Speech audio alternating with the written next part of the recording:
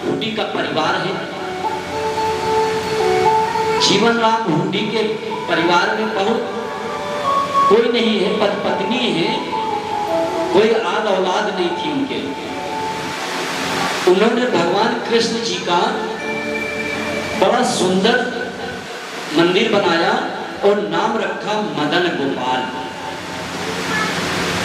नित्य पूजन करते थे और ज्यादा उनकी दिनचर्या भगवान के पास बीतती थी। फिर जीवन यापन के लिए जो कार्य होते थे वो करते थे, मगर भगवान से उन्होंने कभी कुछ नहीं मांगा।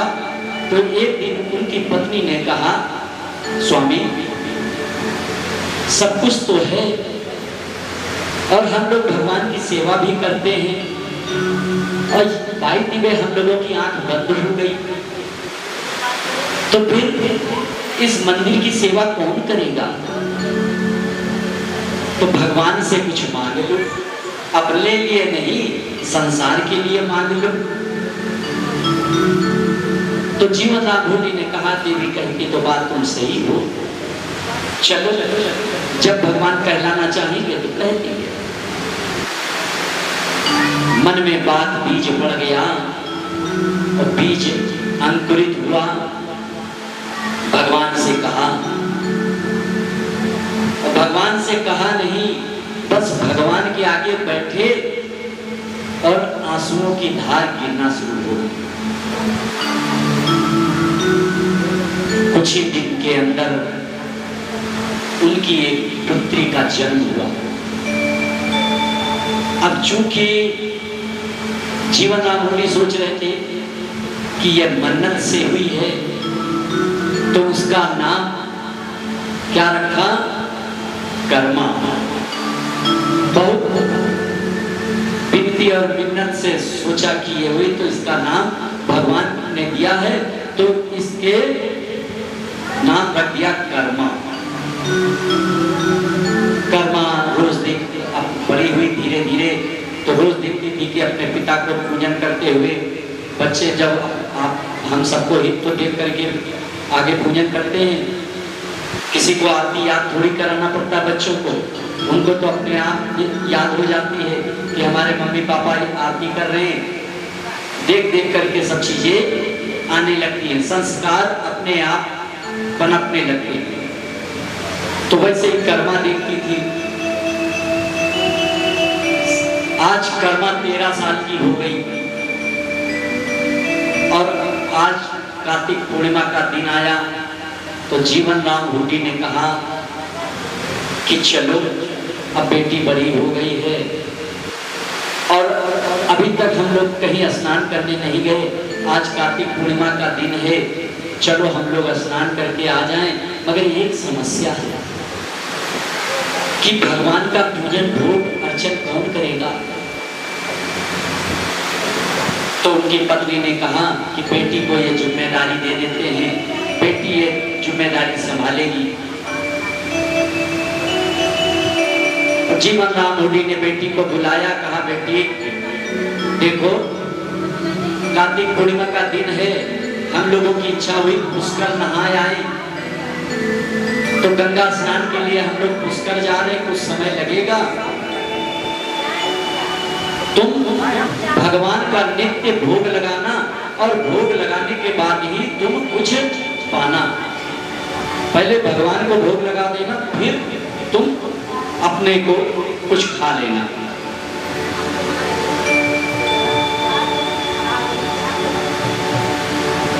चले गए जीवन राम हुड्डी परिवार के साथ में अपने चले गए।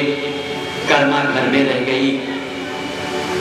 सुबह हुई, कर्मा ने खिचड़ा बनाया। खिचड़ा जानते हैं? खिचड़ा बाजरे का बनता है, देसी घी से और गुड़ से बहुत स्वादिष्ट होता है। अगर कोई अयोध्या जी गया हो तो वहां जो भगवान रामनवमी के दिन भगवान को भोग लगता है, वो काहे का भोग लगता है? वो पंजीरी जो वहां लगती है वो धनिया की पंजीरी लगती है। धनिया दुनिया की पंजीरी बनती है। और जो कोई भगवान का अपना अपना स्वाद है ना, और हम घर में जो सत्यनारायण भगवान की कथा कराते तो क्या बनाते? पंजीरी। और जब जगन्नाथ जी को भोग लगता है तो क्या लगता है? खिचड़े का भोग लगता है। तो कर्माबाई ने खिचड़ा बनाया और खिचड़ा बना करके सोचा भगवान को भूख न लगी होगी, जल्दी से मम्मी पापा तो बहुत बना के देते थे, ये उनकी जिम्मेदारी थी, अब हमसे कह के गए हैं तो चलो भी घर का काम भी बहुत है, जल्दी से बना दे, पता नहीं उनको कब भूख लग जाए, तो बना के उनको भोग लगा देते हैं। जैसे खिचड़ा बना करके भोग लगाया, रख दिया, कहा भगवान अब भोग लगा दिया है और रखा है, जब आपके भूख लगे तो खा लेना। और घर का काम करने लगी। बीच बीच में आके देख लेती, भगवान ने भोग नहीं लगाया, खिचड़ा वैसे ही रखा रहा। होते करते कर्मा का सब काम निपट गया, भूख भी अंदर से लगने लगी। फिर देखा कि खिचड़ा तो वैसे ही रखा है, भगवान के आगे बैठ गई, कहने लगी भगवान आप भोग लगाओ, क्यों नहीं भोग लगा रहे हैं? और आप सोच रहे होंगे कि मम्मी पापा आएंगे, मम्मी पापा अब नहीं आएंगे 2-4-6 दिन, ये सेवा हमको ही दी गई है, तो हम ही आपका भोग बनाएंगे और आपको खवाएंगे, तो आप भोग लगा लो, क्योंकि हमारे भी भूख लगी है। भगवान ने भोग नहीं लगाया। कर्मा 5 मिनट बाद फिर पलटी, देखा कि भोग नहीं स्वीकार हुआ। तब उसने सोचा शायद भगवान को ये खिचड़ा पसंद नहीं आ रहा होगा, मम्मी बढ़िया खिचड़ा बनाती थी, हो सकता है कि मीठा कम रह गया हो, तो वो भोग उठा के ले गई और उसमें खूब सारा घी मिलाया, गुड़ डाला और खूब मीठा करके लेकर के भगवान के पास में आई। भगवान ने फिर भी भोग नहीं लगाया। शाम हो गई, तब कर्मा ने कहा भगवान अगर आप भोग नहीं लगाएंगे तो हम भी भूखे रहेंगे, अब तो बढ़िया सब कर दिया है, या कुछ कमी हो तो बता दो, अरे खुद भी भूखे हो, हमको भी भूखे रखे हो। तब मंदिर से आवाज आई, कर्मा पट तो बंद नहीं किया। कर्मा ने तुरंत मंदिर का पट बंद किया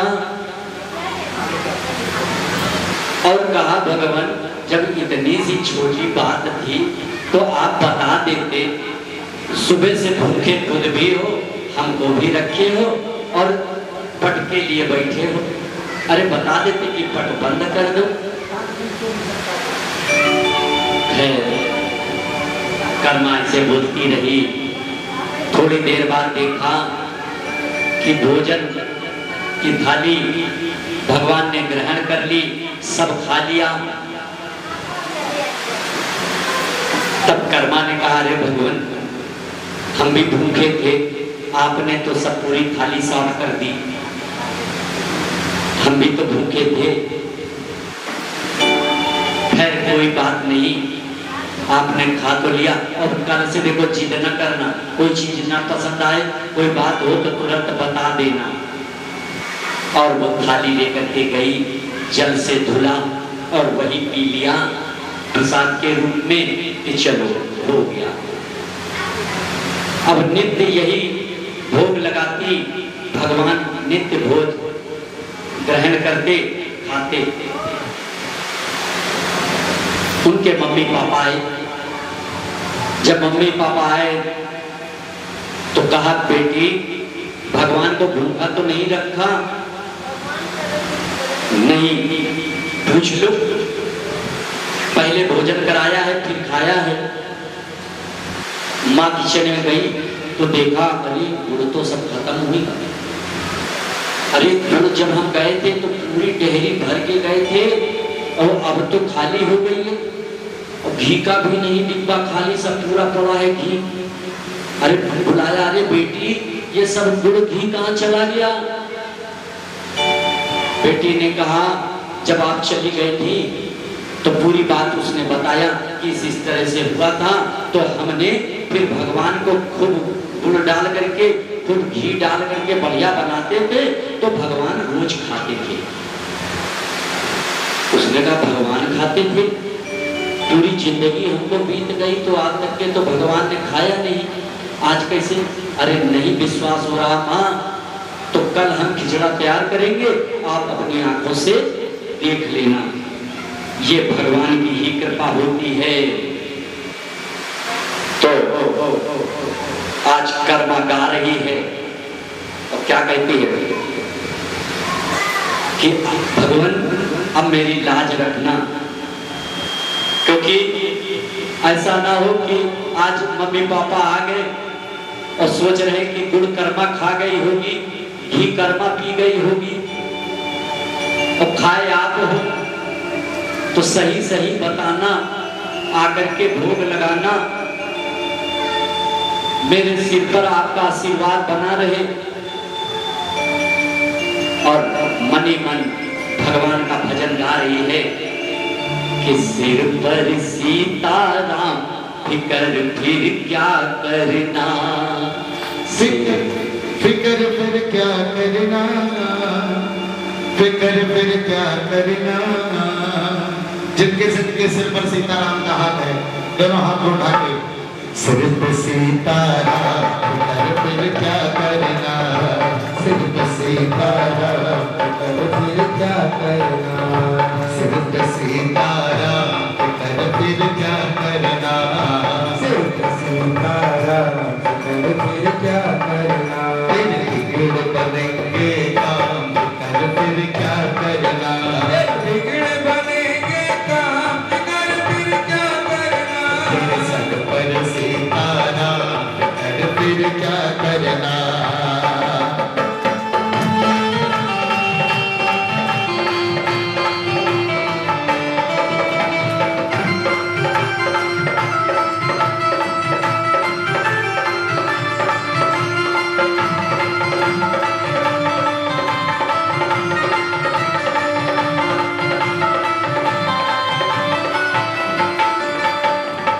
रघुबर से जान की मैया, रघुबर श्री जान की मैया, फिर क्यों परेशान हो भैया, फिर क्यों परेशान हो भैया, तो रघुबर श्री जान की मैया, फिर क्यों परेशान हो भैया, परेशान हो भैया। तेरे कटेंगे कष्ट तमाम कर फिर काहेगा, तेरे कटेंगे कष्ट तमाम फिकर फिर क्या करना, तेरे कटेंगे कष्ट तमाम फिकर फिर क्या करना, तेरे कटेंगे कष्ट तमाम फिकर फिर क्या करना। जो जन राम कर्मा ने जब खिचड़ा तैयार किया, अपने मम्मी पापा के सामने ही भगवान को भोग लगाया, तो कहा भगवान भोग लगाएं, स्वीकार करें। अच्छा, हम लोग भोजन करते हैं जब, तो कभी भगवान का नाम लेते हैं या भगवान से प्रार्थना करते हैं कि प्रभु हमको बढ़िया भोजन दिया है, आपको धन्यवाद? नहीं कहते होंगे। कितने लोग कहते हैं भोजन करते टाइम? चलिए, बहुत अच्छी बात है। तो अब जो लोग नहीं करते हैं वो करें, जो भी सुबह चाहे नाश्ता करें, दोपहर का भोजन करें या रात्रि का भोजन करें, तो जरूर इतना ना कह पाए तो नियमस्तु गोविंदम तो विनो समर्पण ना कह पाए तो जितना जरूर करें, निवेदित भोजन करही प्रभु प्रसाद पट भूषण करई। इतना कह देने से वो आपका भोजन अमृत बन जाएगा और वो प्रसाद के रूप में हो जाएगा, कल्याणकारी, आपके जीवन का सद्बुद्धि देने वाला बन जाएगा। और नहीं तो वही हाल होगा वाडियों में। चाउमीन जिसकी कोई मीनिंग ही नहीं है, उसको खाओगे, पिज्जा खाओगे, पिज्जा खराब होगी। अरे कोई ऐसी चीज खाओ जिससे पिज्जा बढ़िया बने। ऐसा काम नहीं करना, ऐसी चीज गंदी नहीं खानी है। सात्विक भोजन करना है, और जब हम सात्विक भोजन करते हैं तो हमारे विचार सात्विक होते हैं, हमारा परिवार सात्विक होता है और हम धन धान से संपन्न होते हैं। तो आज कर्मा ने भोग लगाया और उनके मम्मी पापा ने देखा कि जीवन बीत गया, भगवान ने हमारी विनती नहीं स्वीकार की, भोजन नहीं हमारे हाथ से ग्रहण किया, और आज हमारी बेटी के हाथ से भोजन किया। बड़े प्रसन्न हुए, बड़े प्रसन्न हुए। उसी दिन से दोनों प्राणी भगवान के ही चरणों में विनती करने लगे कि अब ये प्राण आपके ही चरणों में जाए। समय का अंतराल बीता, दोनों ने प्राण छोड़ा, कर्मा अकेले रह गई, पर भगवान का भोग लगाती रही। सोचा कि अब हम क्या करें, चलो तीर्थ यात्रा करते हैं। तीर्थ यात्रा करते करते जहां भी जाती, शाम को भगवान का सुबह शाम खिचड़ा तैयार करती, भोग लगाती, और कहीं ना कहीं व्यवस्था बन जाती। भगवान सबको देते हैं। आज तक के किसी को भगवान ने भूखा नहीं सुलाया। हाँ, भूखा उठाया जरूर है, भूखा आदमी उठता जरूर है, मगर भोजन करके ही भगवान सुलाते हैं। कर्मा आज भगवान को खिचड़ा तैयार करते, खिलाते, तीर्थ यात्रा करते करते कहां पहुंच गई? जगन्नाथ जी। जगन्नाथ क्षेत्र में पहुंच गई और वहां पे खिचड़ा तैयार की, और जैसे खिचड़ा तैयार करके भगवान को भोग लगाई, उसी समय एक बालक आया। बालक ने कहा, मां आज खुशबू को बता रही है, क्या भोजन कुछ बचा है क्या? कर्मा ने देखा, अरे बेटा आओ, भोजन है, आओ। मां ने खिचड़ा भोजन कराया बच्चे को। तब बच्चे ने कहा, मां क्या हम रोज आए तो हमको रोज आप यही खिचड़ा खिलाएंगी? हाँ हाँ बेटा, तुम निसंकोच आओ, कोई चिंता की बात नहीं है, आओ रोज भोजन कराएंगे। अब कर्मा को कहाँ मालूम था कि वो जगन्नाथ जी हैं। वो तो साधारण बालक समझती थी और नित्य खिचड़ा सुबह तैयार करें, इसलिए सुबह तैयार करती थी। जितनी जल्दी उठती और उठ करके पहले खिचड़ा बनाती, और की सोचती कि कहीं वो बालक ना आ जाए और भूखा रह जाए, तो खिचड़ा बनाए, भोजन कराए, और उसी समय भगवान भोजन करके चले जाए। ये नित्य का काम हो गया। एक दिन जगन्नाथ जी मंदिर, अच्छा जगन्नाथ जी की विशेषता जानते हैं? वैसे बहुत विशेषता है, मगर एक केवल विशेषता हम बताते, क्योंकि समय को भी देखना है, क्योंकि वो जगन्नाथ जी की कथा तो हो नहीं रही है। तो जगन्नाथ जी की विशेषता ये है कि जगन्नाथ जी के मंदिर में आप समक्ष जगन्नाथ जी के पहुंचे और देखना चाहें तो बहुत मुश्किल है। और जगन्नाथ जी कहते भी हैं कि हमको मत देखो, हमको मत देखो। क्यों कहते हैं? कहते हैं कि ये ड्यूटी मेरी है, हम तुमको देखेंगे। तुम जैसे द्वार पे आओगे, द्वार तो छोड़ो, जैसे हमारी परिधि में आओगे, जगन्नाथ जी पुरी में जहां तक के होता है, जैसे 11 कोसी, 51 कोसी, 54 कोसी, 84 कोसी, वैसे ही जिस परिधि में आओगे तो हमारी ड्यूटी है कि हम देखेंगे और हम दर्शन भी देंगे। तुम देखने की कोशिश ना करो। देखने की कोशिश में क्या होता भैया, हम आप बीती बताएं 1 मिनट, हम अपनी बड़ाई नहीं बता रहे। जब बात आ गई है तो हम आपको बता रहे हैं कि विश्वास करो। हमारे साथ में एक जज साहब का परिवार ट्रेन में मिला। हम थोड़ा सा बचने की कोशिश किया कि ये अधिकारी हैं, इनके चक्कर में कहाँ पड़ेंगे, मगर वो हमको ढूंढ करके मिले। हम और पत्नी 2 लोग थे। वो हमसे कहे कि कहाँ जा रहे हो आदमी, तो हमने पूरी बात उनको बताया। तो कहे हम भी आपके साथ रहेंगे। हमने कहा ठीक है। हम लोगों ने स्टेशन पे उतर करके जो नजदीक में था कमरा लिया। कमरा लेने के बाद में हमने कहा कि स्नान ध्यान करने के बाद में उनको इशारा किया कि चलो, तो बोले कुछ नाश्ता कर लिया। हमने कहा नाश्ता वास्ता ना करिए, अब नाश्ता लौट करके दर्शन कर लेते हैं और भगवान के मंदिर में अपनी हाजिरी लगा देते हैं, फिर दर्शन भोजन करते हैं। कहे कुछ कल से रात से कुछ नहीं खाया, खा ले।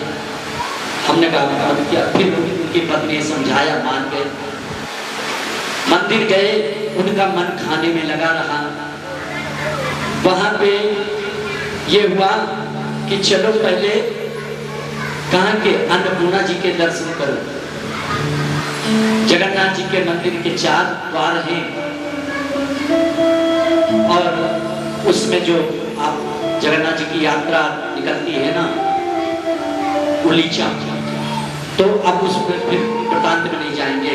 तो वो कहने का केवल तात्पर्य था कि जब भगवान का जहाँ भोग लगता था, हम 4 लोग, वो 2 लोग थे, 2 लोग हम लोग थे, लेकर के गए।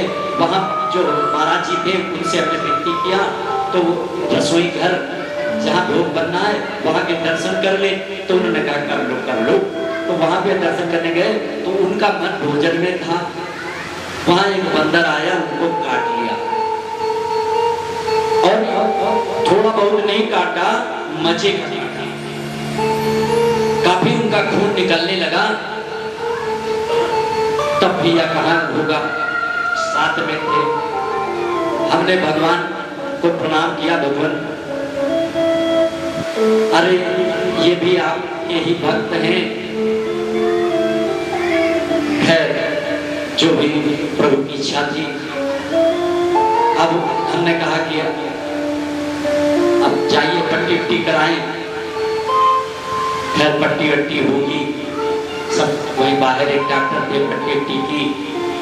फिर कहने लगे अब हम दर्शन नहीं करेंगे। अब हमारे दर्शन हो गए। वो व्यक्ति वहीं से चले आए, फिर मंदिर में नहीं गए। फिर हम दोनों प्राणी दर्शन किए, वहां गए। जैसा भी नियम था उनके नियमों को पालन करते हुए दर्शन। कहने का तात्पर्य केवल इतना था कि हम अपनी भूख नहीं, हम अपना भाव लेकर के जाए। अरे खाना था तो खा लो, बार बार कहना कि हम खाना है, भूख है। एक तो खाना शब्द ही गलत है। खाना हम लोग कहते हैं खाना खाना, खाना शब्द ही गलत है।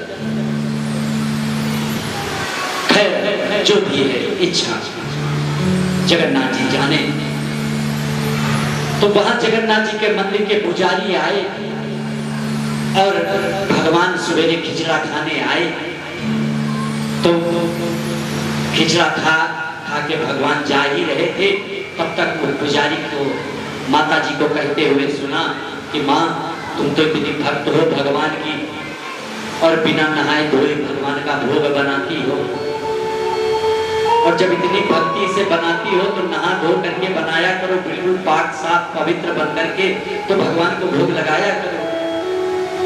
तो हाथ जोड़ा उस कर्मा ने, ठीक है महाराज जी, कल से गलती नहीं होगी, कल से नहा धो करके भगवान का भोग लगाएंगे। इतना कह के चले गए। और इधर भगवान दूसरे दिन भोग लगाने आए तो माँ तो स्नान किया, पहले साफ सफाई किया, स्नान किया, टाइम लग गया। भगवान कह रहे हैं मैया जल्दी से करो, देर हो रही, भूख लगी है। बेटा 2 मिनट रुक जा, बस बेटा 2 मिनट रुक जा। 2 मिनट करते करते घंटों समय बीत जाता और भगवान के पट खुलने का समय हो जाता। भगवान जल्दी जल्दी खाते, जलते जलते खाते और कुछ खुला कर ना पाते और वहां पट खुल जाते, भगवान हाजिरी दे देते। जो वहां के पुजारी थे देखा कि भगवान के मुख में रोज खिचड़ी लगी रहती है। मनी मन में सोचे भगवान किस भक्त के यहाँ जाते हैं, उस भक्त का कितना सौभाग्य है, भगवान उसके घर का भोजन ग्रहण करते हैं। भगवान किसके यहाँ जाते हैं? खैर पुजारी ने कहा, रात में भगवान पुजारी के सपने में कहा कि तुमने ठीक ही पहचाना, हम भक्त के यहाँ जाते हैं और खिचड़ा लगा रह जाता है, क्या करें।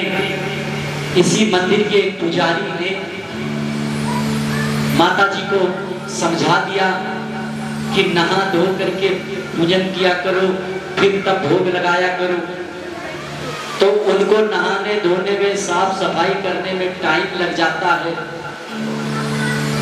इस कारण हमको जल्दी जल्दी पा करके मुख में कुछ लगा रह जाता है।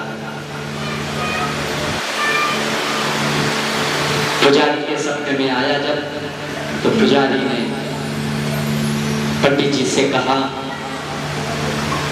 कि आपने ऐसा ऐसा किया क्या? हाँ हमने। अरे जाकर के वो उनसे क्षमा मांग लो, भगवान को विलंब हो जाता है। और जैसा वो भोग लगाती हैं वैसा ही भोग लगाएं, जिस तरह से उनकी भक्ति है वैसे ही अपनी भक्ति वो करती रहे।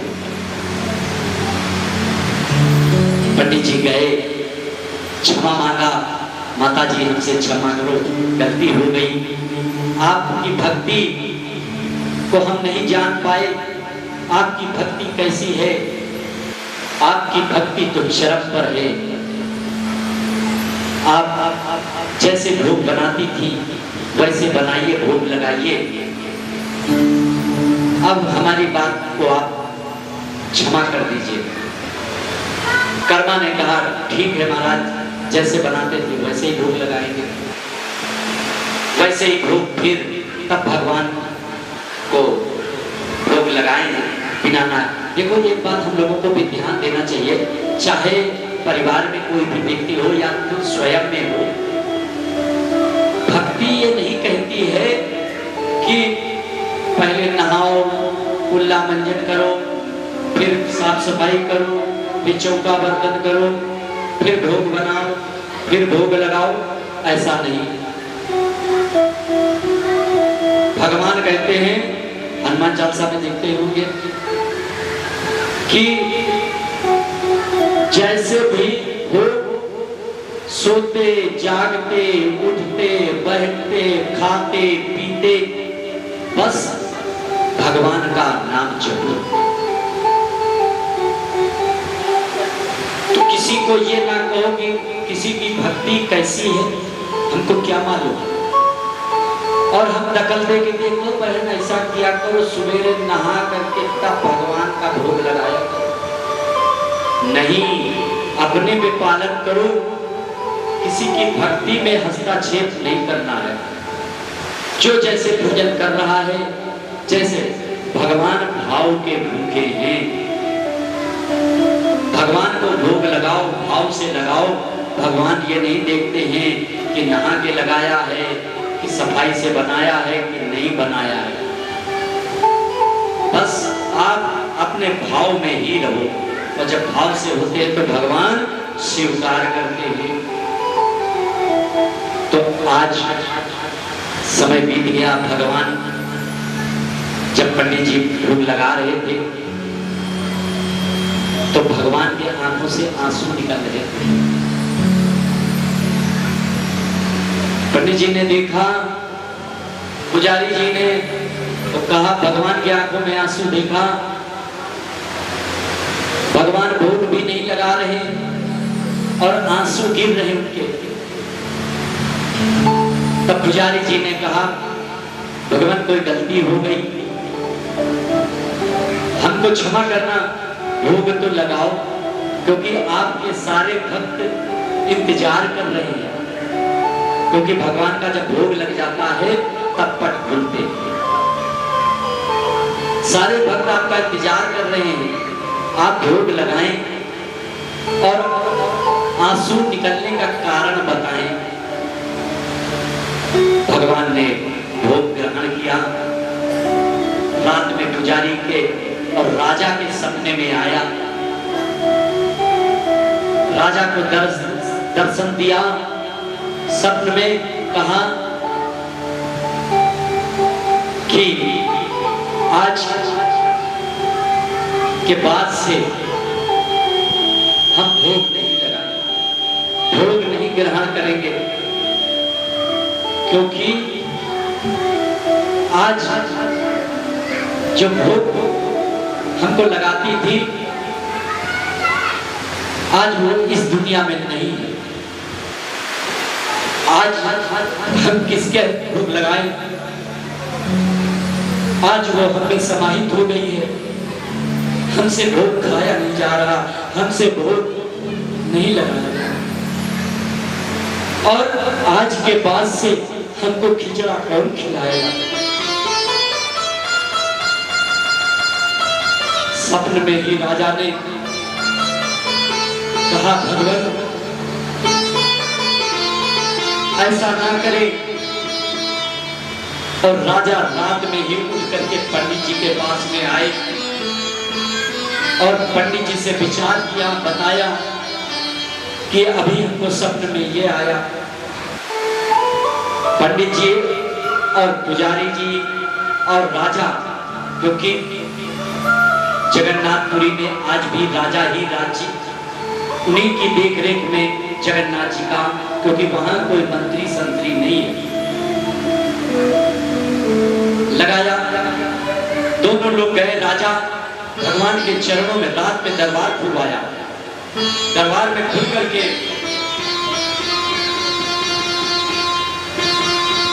भगवान से क्षमा याचना किया और भगवान को एक वचन दिया कि भगवान आज के बाद से मेरा जीवन रहे या ना रहे, जो भी राजा बनेगा, जो भी आप मंदिर का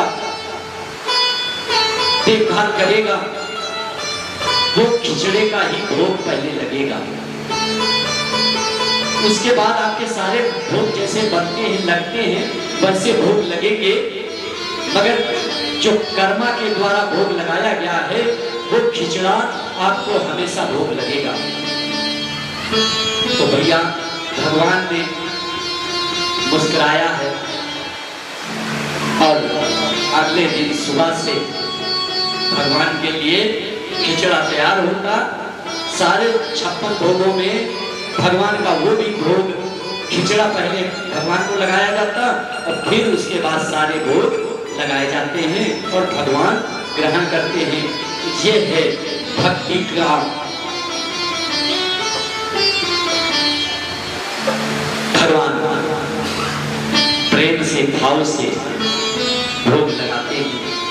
वैसे आज कर्मा का नाम हम सब लोग श्रद्धा और भाव के साथ में लेते हैं और उनकी भक्ति को नमन वंदन प्रणाम करते हैं कि जैसे कर्मा माई का भगवान भोजन ग्रहण करते हैं, वैसे ही हम सबका भी भोजन और भाव ग्रहण करें।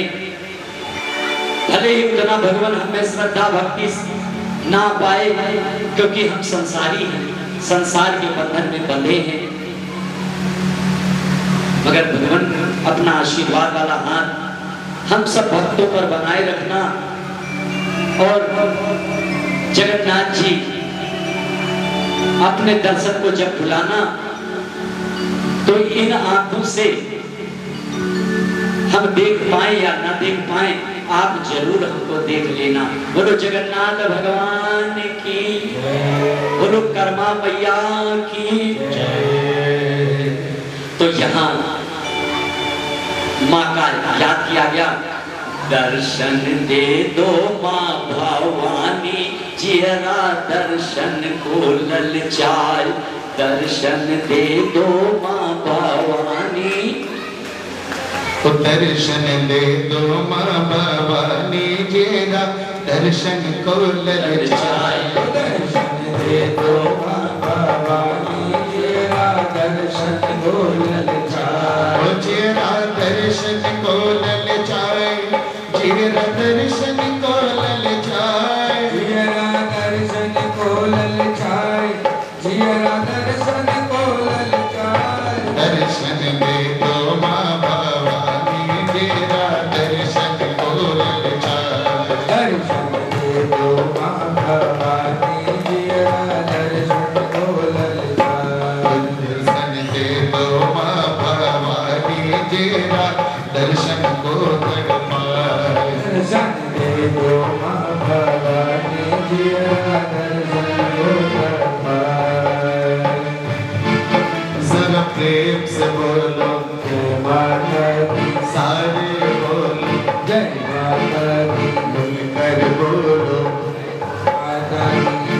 वो दर्शन दे दो माँ भवानी, जियरा दर्शन को ललचाए, दर्शन दे दो माँ भवानी, जियरा दर्शन को ललचाए, जियरा दर्शन को ललचाए, जियरा दर्शन को ललचाए, जियरा दर्शन को ललचाए, जियरा दर्शन को ललचाए। जियरा ओ दर्शन दे दो माँ भवानी, जियरा दर्शन को ललचाए, दर्शन दे दो माँ भवानी, जियरा दर्शन को ललचाए।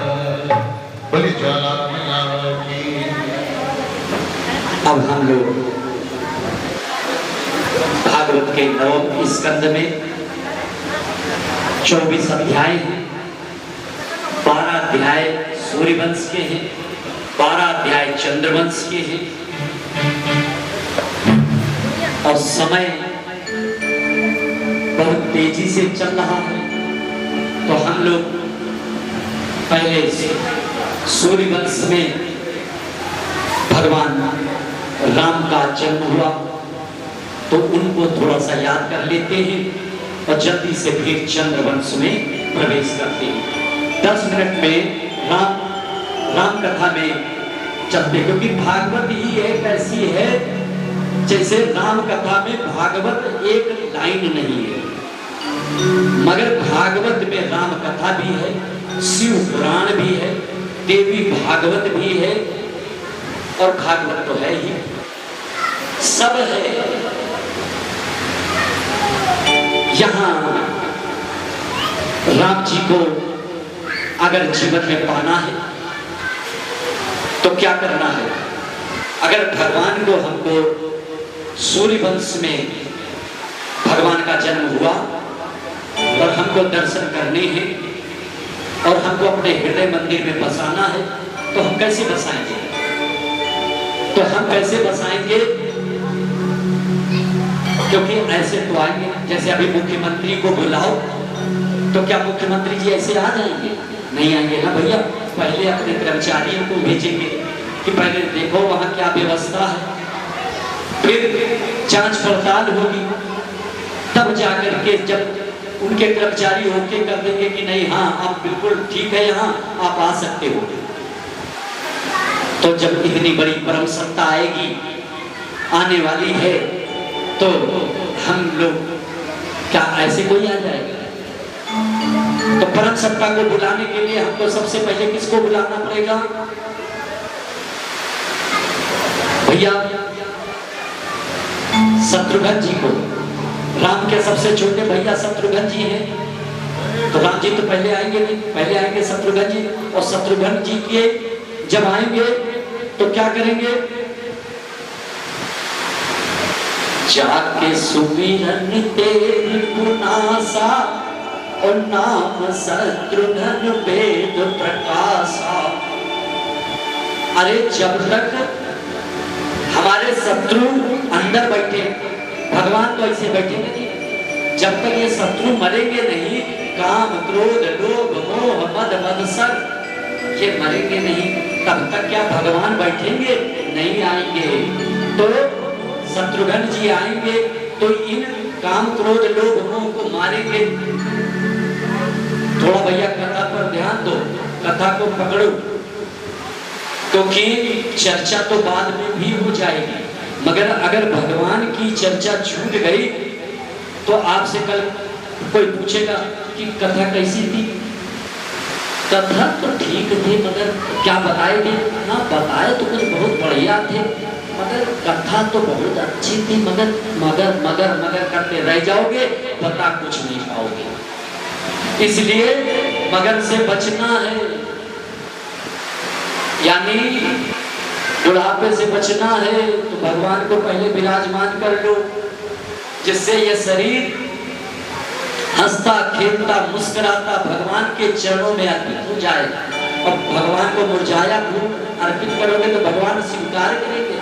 बुढ़ापे में नाक बही रही, मुख से निकल रहा,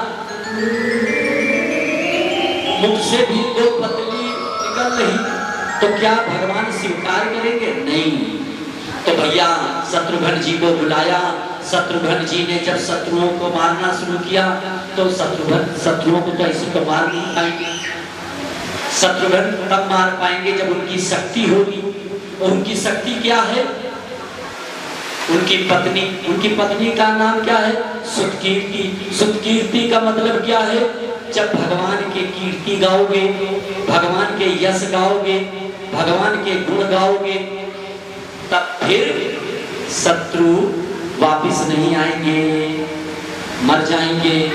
भगवान की महिमा खुद गाओ, और जब भगवान की महिमा गाओगे तब फिर भगवान की महिमा तो गा रहे हो, मगर उससे काम तो नहीं चलना है, तो किसको बुलाओगे? उनसे भी बड़े भैया को बुलाओगे। तो शत्रुघ्न के बड़े भैया क्या हैं? भैया लक्ष्मण जी हैं। तो लक्ष्मण जी को जब बुलाओगे तो लक्ष्मण जी क्या कहते हैं?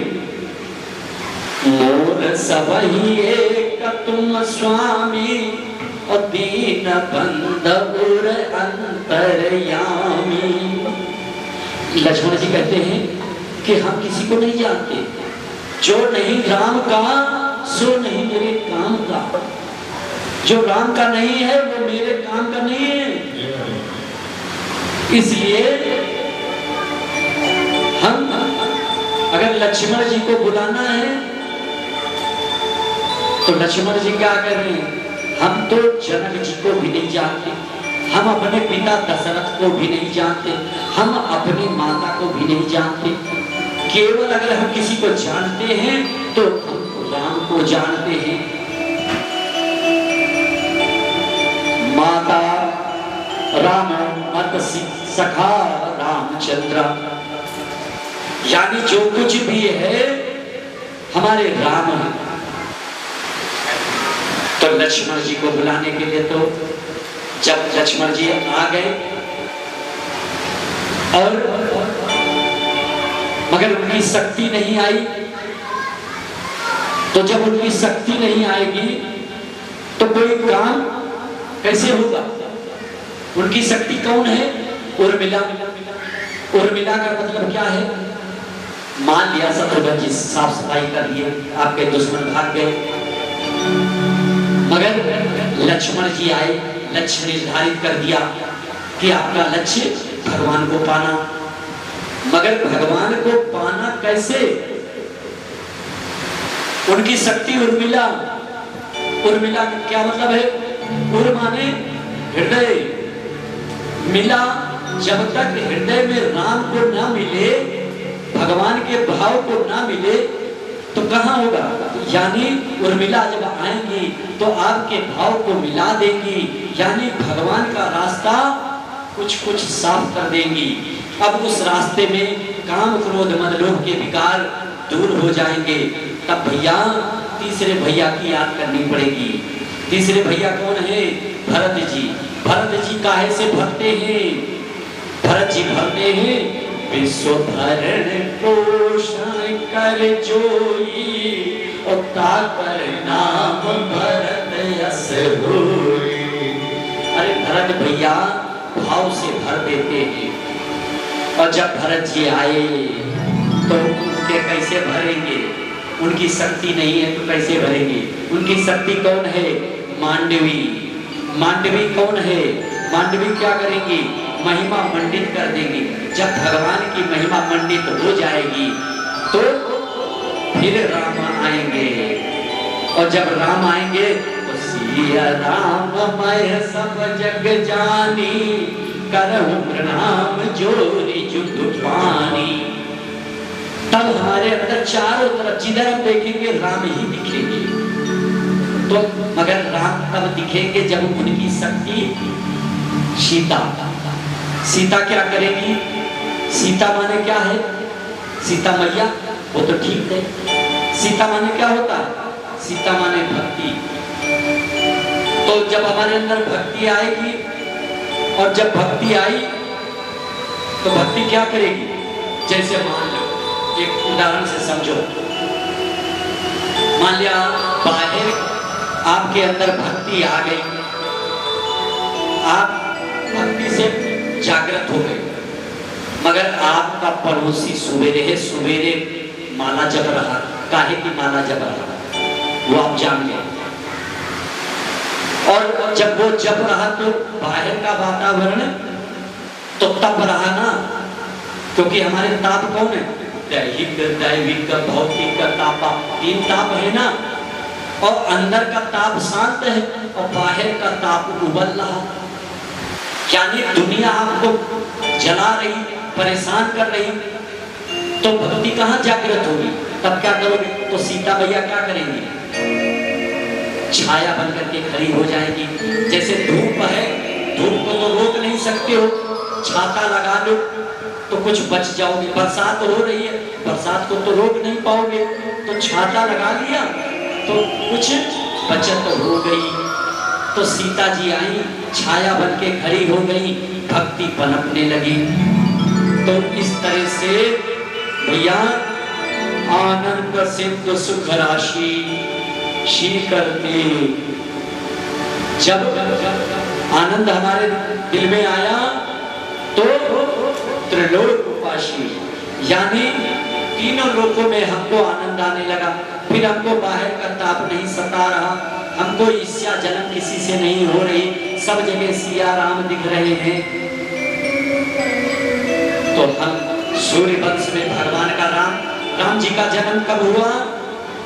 नौमी तिथि मधुमास पुनीता शुक्ल पक्ष अभिजित हरि प्रीता और मध्य दिवस अति शीतन घामा पावन काल लोक विश्रामा।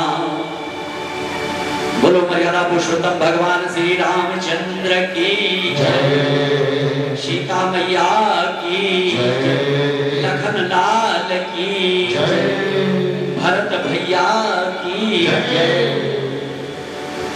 अब सूर्यवंश, अब चंद्रवंश में हम लोग प्रवेश करते हैं। चंद्रवंश में, चंद्रवंश कहाँ चला?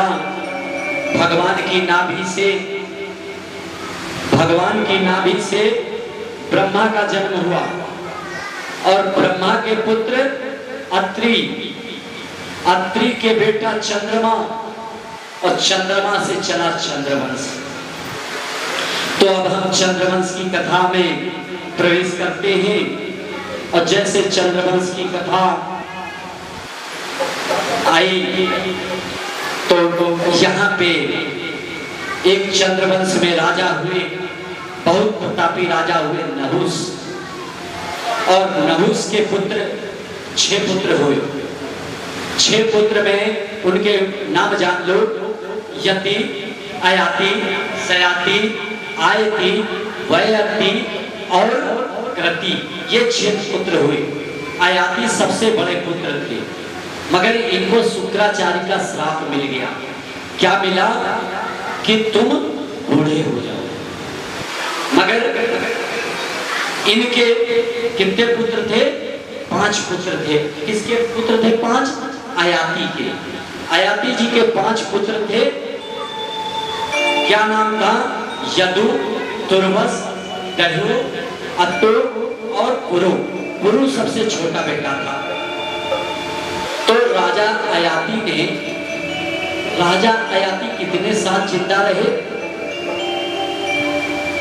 3 साल, 300 साल। 300 साल में अब इनकी इच्छा पूरी नहीं हुई, तो इनको श्राप था शुक्राचार्य जी का कि तुम बूढ़े हो जाओ। मगर ये विनती किए तो इनको आशीर्वाद दे दिया कि अगर तुम किसी से जवानी ले लोगे, बुढ़ापा अपना दे दोगे, जवानी ले लोगे, तो तुम्हारा जीवन चलता रहेगा, तुम हमेशा जवान ही रहोगे। आए घर आए, अपने बच्चों से कहा कि इनकी 2 पत्नियां थी, देवयानी और समिष्ठ। तो ये घर आए, अपने पुत्रों को बुलाया, 5 पुत्रों को बुलाया, कहा बेटा अभी हमारी सांसारिक इच्छा भरी नहीं है, हम कुछ अभी जीना चाहते हैं और बिल्कुल युवा अवस्था में जीना चाहते हैं, तो हमको तुम जवानी दे दो अपनी और हमसे बुढ़ापा ले लो। तो 4 बेटों ने कहा ये देखो, बुढ़ापा की कगार में और अभी हमारा जीवन शुरू नहीं हुआ और हमसे मांग रहे। सबने मना कर दिया, नहीं। छोटा पुत्र था, छोटे बेटे ने कहा पिताजी आप हमारी जवानी ले लो, हम आपका बुढ़ापा स्वीकार कर रहे हैं और आप जियो। गुरु ने अपनी जवानी दे दिया। अयाति अपने जवानी भोगते रहे। कुछ समय बीता, आत्मा ने धिक्कारा, अरे बेटे को जीना चाहिए। अच्छा, जैसे कोई व्यक्ति कहे कि भैया अपने कोई बच्चे को कहे कि हमको बचा लो और तुम अपनी जान दे दो, तो कोई माँ कहेगी, कोई पिता कहेगा और कोई बेटा देगा। बेटा कितने होते? 3। एक बेटा वो है जो पिता के मन में आए और बेटा कर दे, वो उत्तम बेटा है। और एक दूसरा बेटा, पिता कहे कि अरे बेटा जाके ये काम कर दो, और वो बेटा जा करके श्रद्धा के साथ वो काम करे, तो वो कौन सा बेटा कहलाया? मध्यम। और जो बाप कहे और बेटा कहे छोड़ो हो जाएगा, करे ही ना और 4 बातें सुना दे, वो निकृष्ट है। तो आज अयाति ने अपने गुरु को, उनकी आत्मा धिक्कारी और अपने बेटों को, गुरु को बुलाया और गुरु को राज्य दे दिया कि बेटा अब ये संसार में हमारी इच्छा नहीं पूरी होगी, क्योंकि ये जितना इसमें डालो उतना ये प्रचलित होती है। वही हाल है हम सबकी, वासना भरती है क्या? अरे सृष्टि में यदि मृत्यु ना होती, सृष्टि में यदि मृत्यु ना होती तो जग अपमान बन गया होता, और वासना प्रेम की ना होती तो प्रेम वरदान बन गया होता। हमारे अंदर बस ये जो वासना भरी है, अगर ये शांत हो जाए तो हम बिल्कुल प्रज्वलित हो जाएंगे। तो आज गुरु को राज्य दे दिया और राज्य देने के बाद में कहा बेटा तुम खूब फलो फूलो, और चारों बेटों को श्राप दे दिया जाओ तुम संतान विहीन हो जाओ। देकर के अपने प्राणों को छोड़ दिया। इधर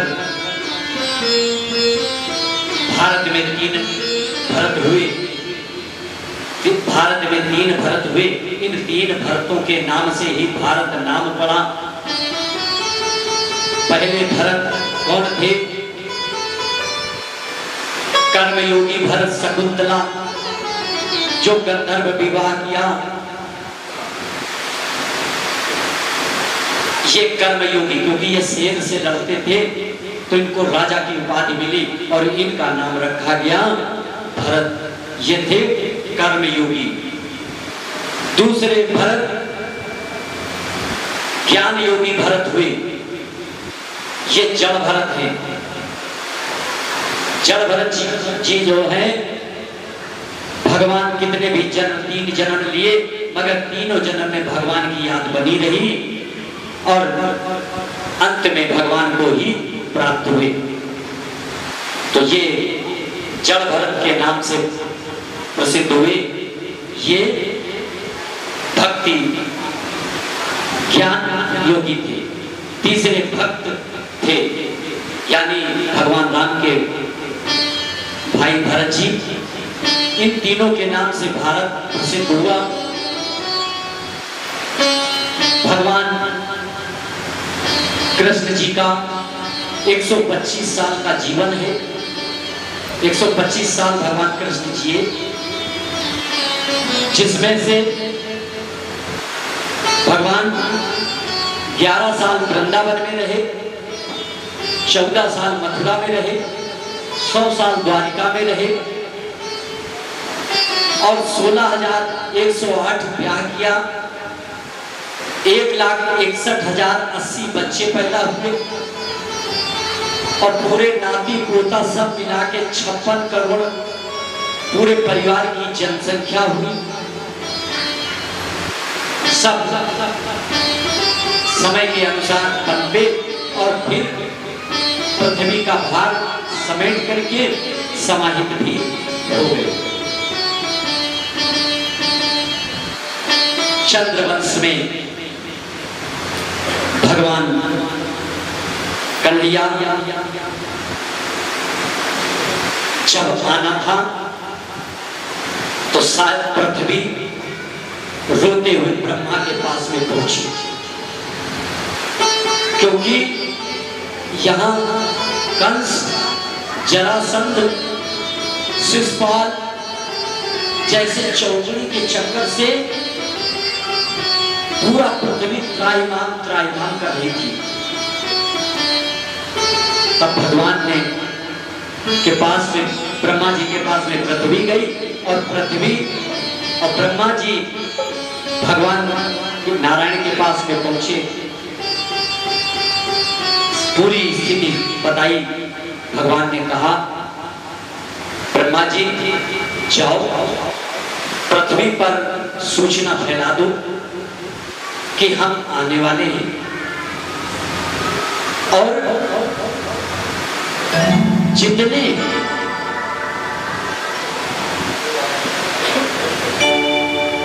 सृष्टि के लोग देवता हैं, ये बरसाना, वृंदावन, मथुरा, गोकुल में जहां तहां प्रकट हो जाएगा और अकेले ना जाए, क्योंकि मैं अकेले भी नहीं आ रहा हूं। मैं अपनी शक्ति, अच्छा कि कन्हैया की शक्ति कौन है? राधा। देखो भैया, हम सबका आधार क्या है? कन्हैया। हम सबका आधार कन्हैया और कन्हैया का आधार राधा। तो कहा ब्रजभान नंदनी बन करके ब्रजभान के यहाँ जन्म लेंगी और जितने देवताओं की पत्नियां हैं ये सब सहभागी बन करके आसपास क्षेत्रों में जगह जगह जन्म ले लें। यहाँ पे सभी देवता और उनकी पत्नियां जन्म लेने लगी पृथ्वी पर। और इधर भगवान ने विचार बनाया वचन के अनुसार और कंस का अत्याचार बढ़ा हुआ। क्या किया? अपने ही पिता को जेल में डाल दिया। किसके कहने से?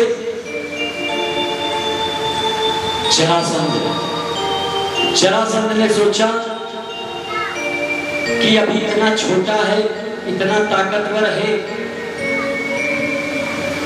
तो अगर हमारा इसके यहाँ रिश्तेदारी हो गई, शिष्टा हो गया, तो हमारा परिवार और बर्बाद हो जाएगा।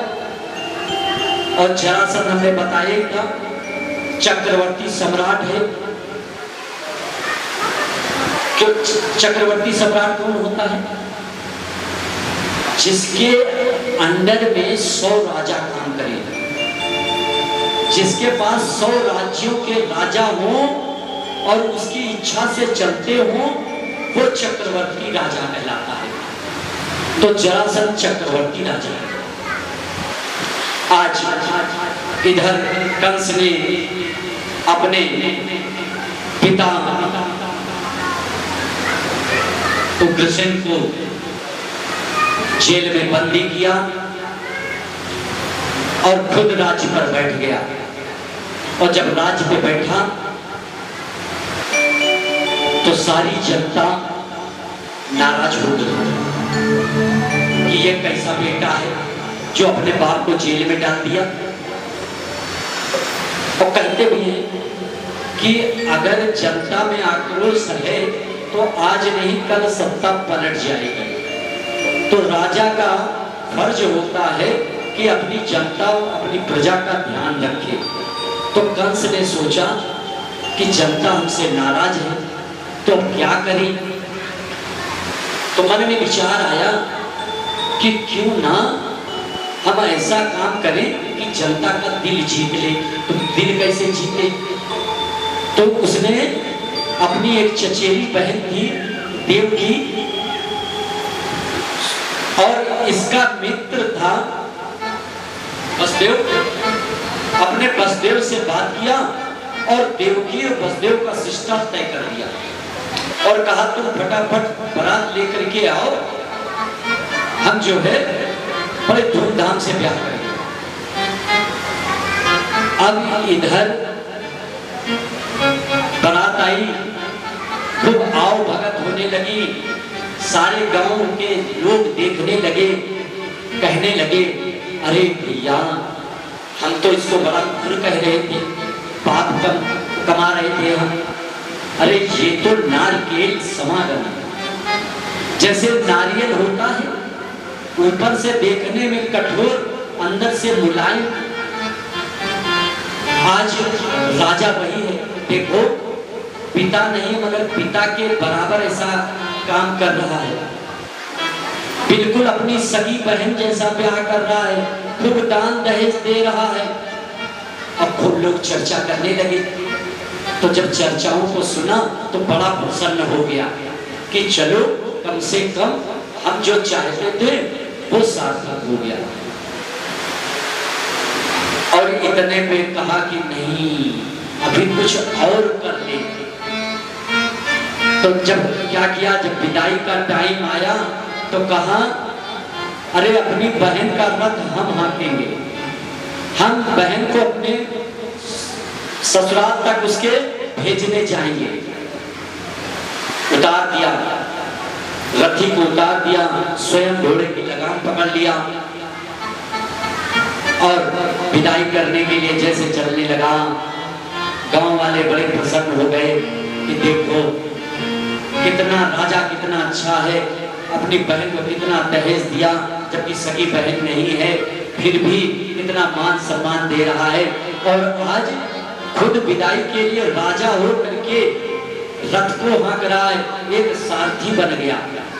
और गांव के बाहर जैसे ही पहुंचा, देवताओं ने सोचा रे ये तो बड़ा हो गया, ये तो देखो जैसे नेता होते हैं, जब जनता का दिल जोड़ते तो विपक्षी उनकी पोल खोलने के लिए आ जाते हैं। वैसे ही आज भगवान ने इशारा किया, आकाशवाणी हुई, अरे मूर्ख कंस,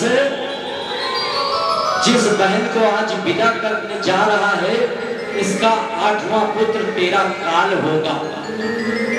जैसे आकाशवाणी सुनी, कंस भैया घबरा गया कि देखो हम अब न रहेगा बांस, न बजेगी बांसुरी, और आकाशवाणी झूठ बोलती नहीं। तुरंत उसने तलवार निकाली और देवकी के बाल केस पकड़े। कैसे बसदेव, अरे हाय हाय हाय महाराज ये क्या कर रहे हो, महाराज ये क्या कर रहे हो, जनता सब देख रही है। इतने में जनता जान चुकी थी, अरे राम राम ये तो महापापी है, ये सब नाटक कर रहा था, खाली ये नाटक था। अरे कोई भाव से होता तो अभी जो बहन को विदा कर रहा था अभी बहन को मारने लगता। अरे भैया ये तो महादुष्ट है, महापापी है। देवकी बसदेव ने कहा, भैया तुम्हारा दुश्मन बस देवकी नहीं, देवकी का 8वां पुत्र है ना। तुमको देवकी से तो कोई दिक्कत नहीं है, उसके 8वें पुत्र से दिक्कत है। तो देवकी को मत मारो, हम वचन देते हैं कि जब जितने भी इसके जो भी पुत्र होगा, पुत्री होगी, जो भी संतान उत्पन्न होगी, वो हम आपको सौंप देंगे। आप चाहे मारना चाहे छोड़ देना, जो चाहना वो करना। कहा बात तो सही है और जनता भी देख रही है। छोड़ दिया मगर वचन दे दिया कि देखो वसुदेव एक वचन देना पड़ेगा, जब तक 8वां पुत्र नहीं हो जाता है तब तक के तुमको और देवकी को दोनों को हमारे घर पे रहना पड़ेगा।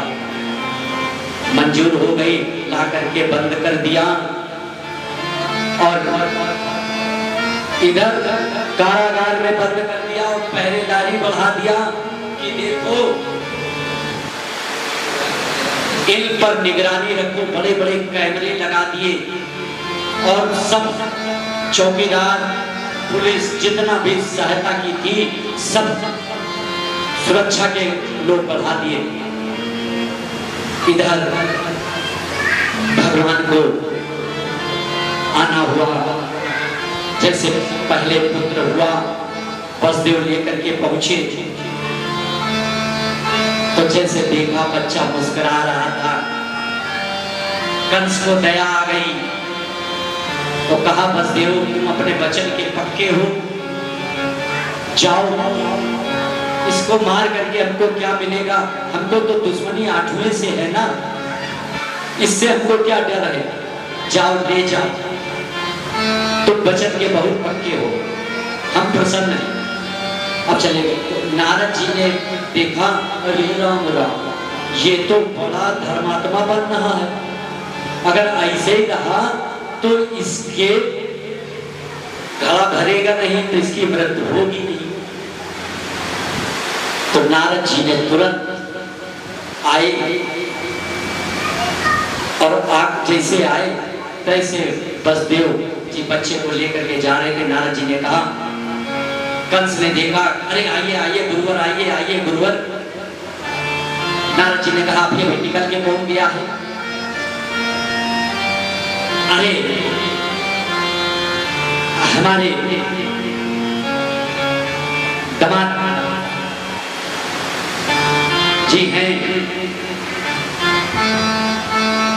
अरे क्या करने आए थे? अरे कुछ नहीं महाराज जी, बच्चा लेकर के आए थे, मगर हमने देखा इससे कोई डर नहीं है तो इसलिए हम डरे नहीं और हमने कहा जाओ ले जाओ। अच्छा अच्छा कोई गलती हो गई?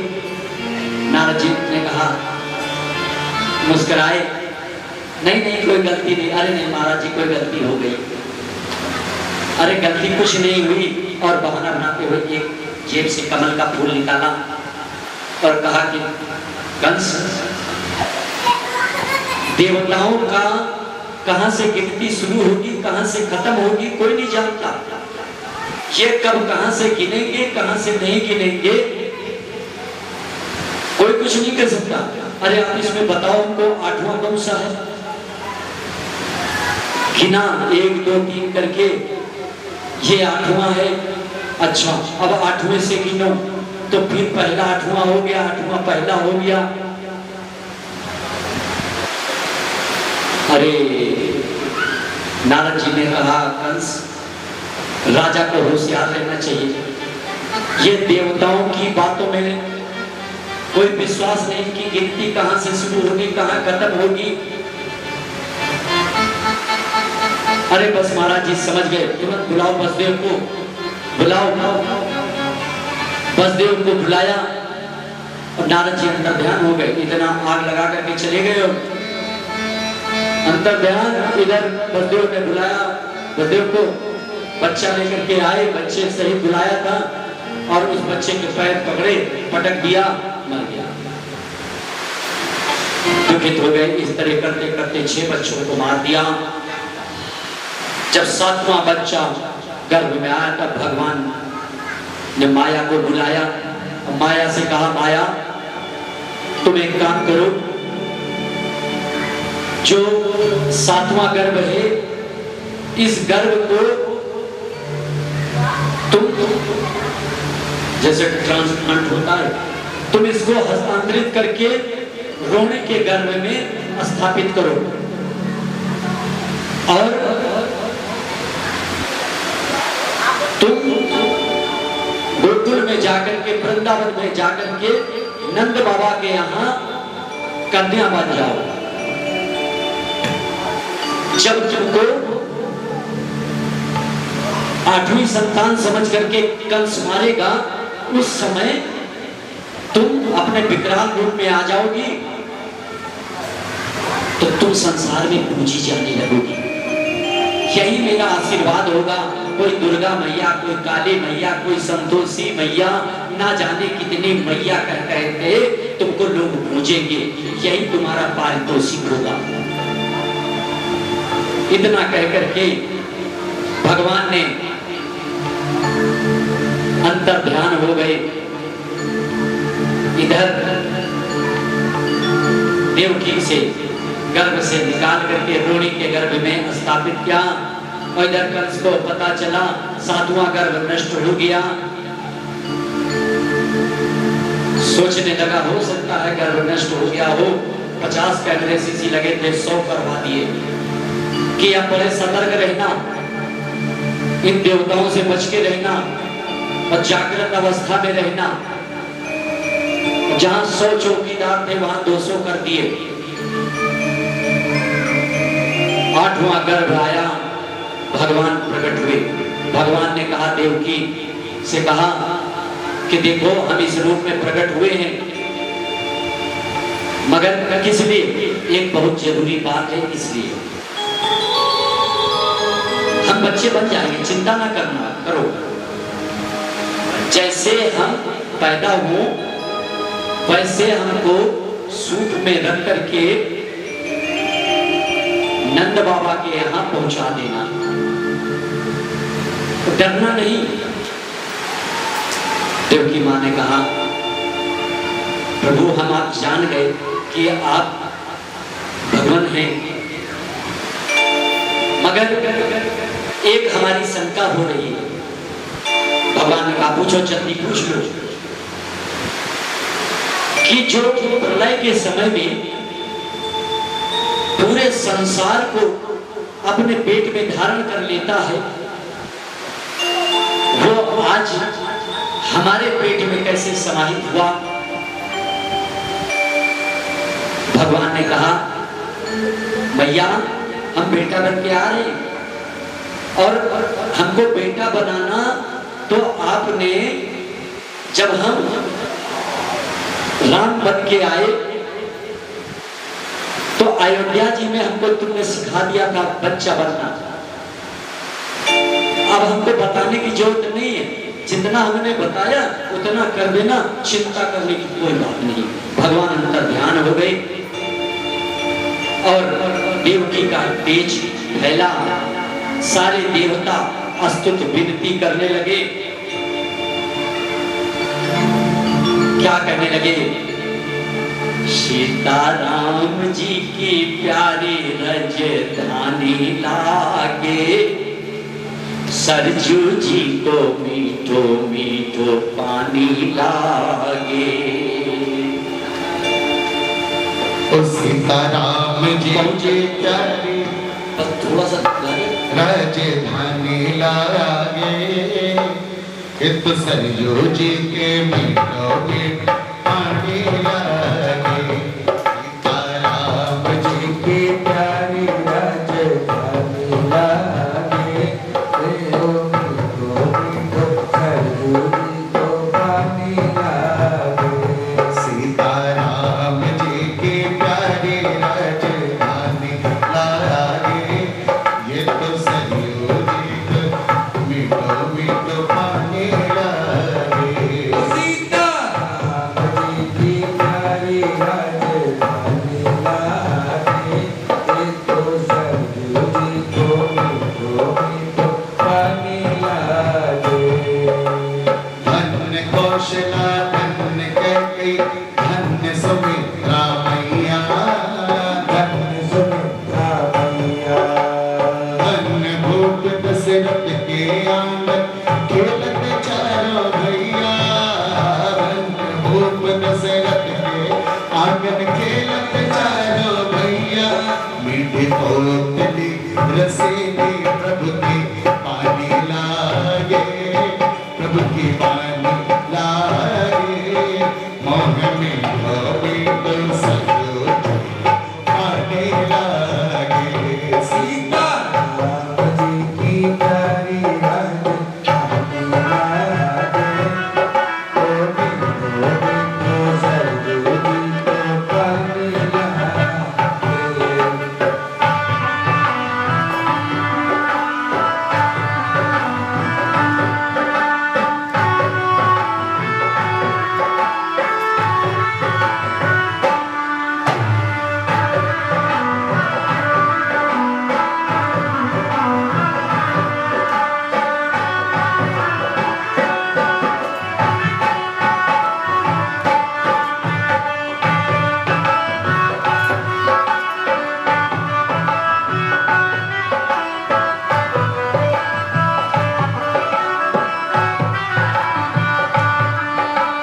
छोटी छावनी रंग में हनुमान गढ़ी अति सुंदर। हनुमान गढ़ी अति सुंदर, रंग महल सम जगत के मालिक बैठे कनक भवन के अंदर। कनक भवन के अंदर, कनक भवन के अंदर सीताराम जी की शोभा सुत पानी लागे। ये तो सरयू जी के मीठो मीठो पानी लागे। सीताराम जी की प्यारी राजधानी लागे, राजधानी लागे। ये तो सरयू जी को मीठो मीठो पानी लागे। ये तो सरयू जी को मीठो मीठो पानी लागे।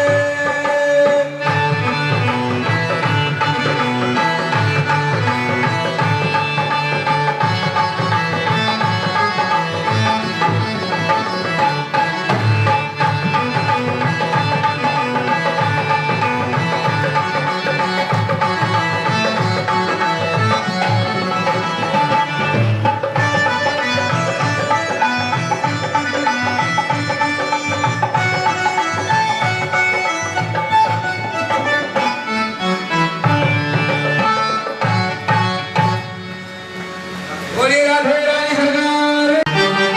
भगवान अंतर ध्यान हो गए, देवता सब उनके तेज को देखे, मगर तेज क्या था? देवकी मैया का तेज, अच्छा कोई चीज गाड़ी में बंद कर दो तो क्या तेज बाहर निकल पाएगा, रोशनी बाहर आ पाएगी? नहीं ना। आज मैया जेल में बंद है तो उनका प्रकाश सीमित हो रहा है, मगर देवता गुणगान कर रहे हैं। समय का चक्र चला और इधर भगवान प्रकट हुए और जैसे प्रकट हुए तो कहा कि अब देख रहे थे कि माँ को जो बताया है वो याद रहा कि नहीं, तो माँ तो सशंकित हो गई और हाथ जोड़ने लगी, कहने लगी कोई बेटा ऐसे बनता है क्या? अरे आप तो इतने विशाल हैं, हम तो आपको देख भी नहीं पा रहे, आंखें हमारी दिख नहीं रही हैं, हम तो आपको देख ही नहीं पा रहे। भगवान तुरंत देवकी की गोदी में आ गए और जैसे देवकी की गोदी में आए भगवान रोए नहीं। भगवान क्यों नहीं रोए? क्योंकि जब अयोध्या जी में रोए थे, जब खूब रोए थे, पूरा कनक महल सर पे उठा लिया था। यहां क्यों नहीं रोए? वहां भगवान इसलिए रोए थे कि सोच रहे कि यहां पे तो दास दासियां बधाई लेकर के आ जाएंगी, मगर अगर यहां रोए हम तो भी मामा जी लठ लेके आ जाएंगे, इसलिए भगवान मथुरा में नहीं रोए। वसुदेव जी सूप में रखे। सूप के बारे में हमने बता दिया कि देखिए कल परसों पहले ही दिन बताया था कि आखिर भगवान को सूप में ही क्यों रखा गया। सूप क्योंकि स्वच्छता है, उसके अंदर कोई विकार नहीं है, इसीलिए सूप पवित्र है। तो भगवान पवित्र को धारण करते हैं और जैसे वसुदेव जी ने अपने सर पे रखा भगवान को सूप में, वैसे ही जितनी बेड़ी हथकड़ी थी सब टूटने लगी। अच्छा जैसे अब बेड़ी हथकड़ी क्यों टूट गई? अच्छा कोई जैसे भगवान को सिर पे धारण करो तो कोई बंधन रह जाएगा क्या मनुष्य का, या किसी का बंधन बंधा रह जाएगा? भगवान आते हैं तो बंधन खुल जाते हैं। तो आज सारे बंधन खुल गए, बाहर निकले तो जितने विकार थे सो गए, यानी जितने द्वारपाल थे सब बाहर सो गए। जैसे भगवान बाहर आते तो हमारे विकार सो जाते हैं, वैसे सो गए। भगवान आगे बढ़े तो खुला आसमान मेघों ने गर्जना की। अरे मेरे घनश्याम आ रहे तो मेरा भी नाम घन है और इनका नाम श्याम है, तो हम दोनों का ही नाम घनश्याम है। तो थोड़ी थोड़ी रिमझिम बरसात होने लगी और जैसे बरसात शुरू हुई तो शेषनाग जी ने देखा कि अरे ये तो भगवान भीगेंगे। भगवान के ऊपर छत्र छाया बन करके शेषनाग चलने लगे। जैसे यमुना जी के पास पहुंचे, यमुना जी में पैर रखा, रखते रखते धीरे गंगा यमुना जी ने सोचा आज तो मेरे स्वामी आ रहे, चलो चरण छू ले। यमुना जी बढ़ने लगी, जब गले तक आ गए तो वसुदेव जी डरने लगे। भगवान समझ गए कि अरे पिताजी तो डर रहे हैं और इनको चरण छूने का पड़ा है। तो भगवान ने नीचे अपने पैर नीचे किए और कहा, एक संत का भाव था कि भगवान ने पैर मारा कि हमारे पिताजी को डर लग रहा है और तुमको मिलने पड़ी, इसलिए गंगा जी चरणों में छू गई। दूसरे संत ने कहा अरे नहीं भैया, हमारे हिसाब से तो यमुना जी इसलिए बनी कि कम से कम आज अपने स्वामी का मुख तो देख ले। और जैसे मुख देखने के लिए तैयार हुई, आगे बढ़ी, ऊपर बढ़ती गई तो वसुदेव जी की दाढ़ी दिख गई। और जैसे दाढ़ी दिखी, शर्म के मारे झुक गई और जमुना जी अपने स्थान पे आ गई। आज नंद बाबा के यहाँ वसुदेव जी पहुंच गए। धीरे से लाला को सुलाया, लाली को उठाया, क्योंकि वहां नंदगांव में भी देवी जी का जन्म हो गया था। लाली को उठाया और उठा करके अब जैसे मथुरा में आए, फिर कारागार में आए, सब बंधन वैसे के वैसे बंध गए। जैसे आप देखो बंधन बंध गए। जब भगवान सत से नहीं है, माया आ गई तो माया बंधन बांध देती है। सारे द्वारपाल जग गए और जैसे जगे देखा अरे 8वां हो गया, 8वां हो गया, 8वां हो गया। भागे कंस के पास में। कंस ने रात में ही तुरंत तलवार उठाई, भागा भागा आया, देखा तो देवकी की गोद में लाला की जगह लाली थी। सोचने लगा ये तो लड़की है। तो आकाशवाणी ने तो लड़की की बात की थी,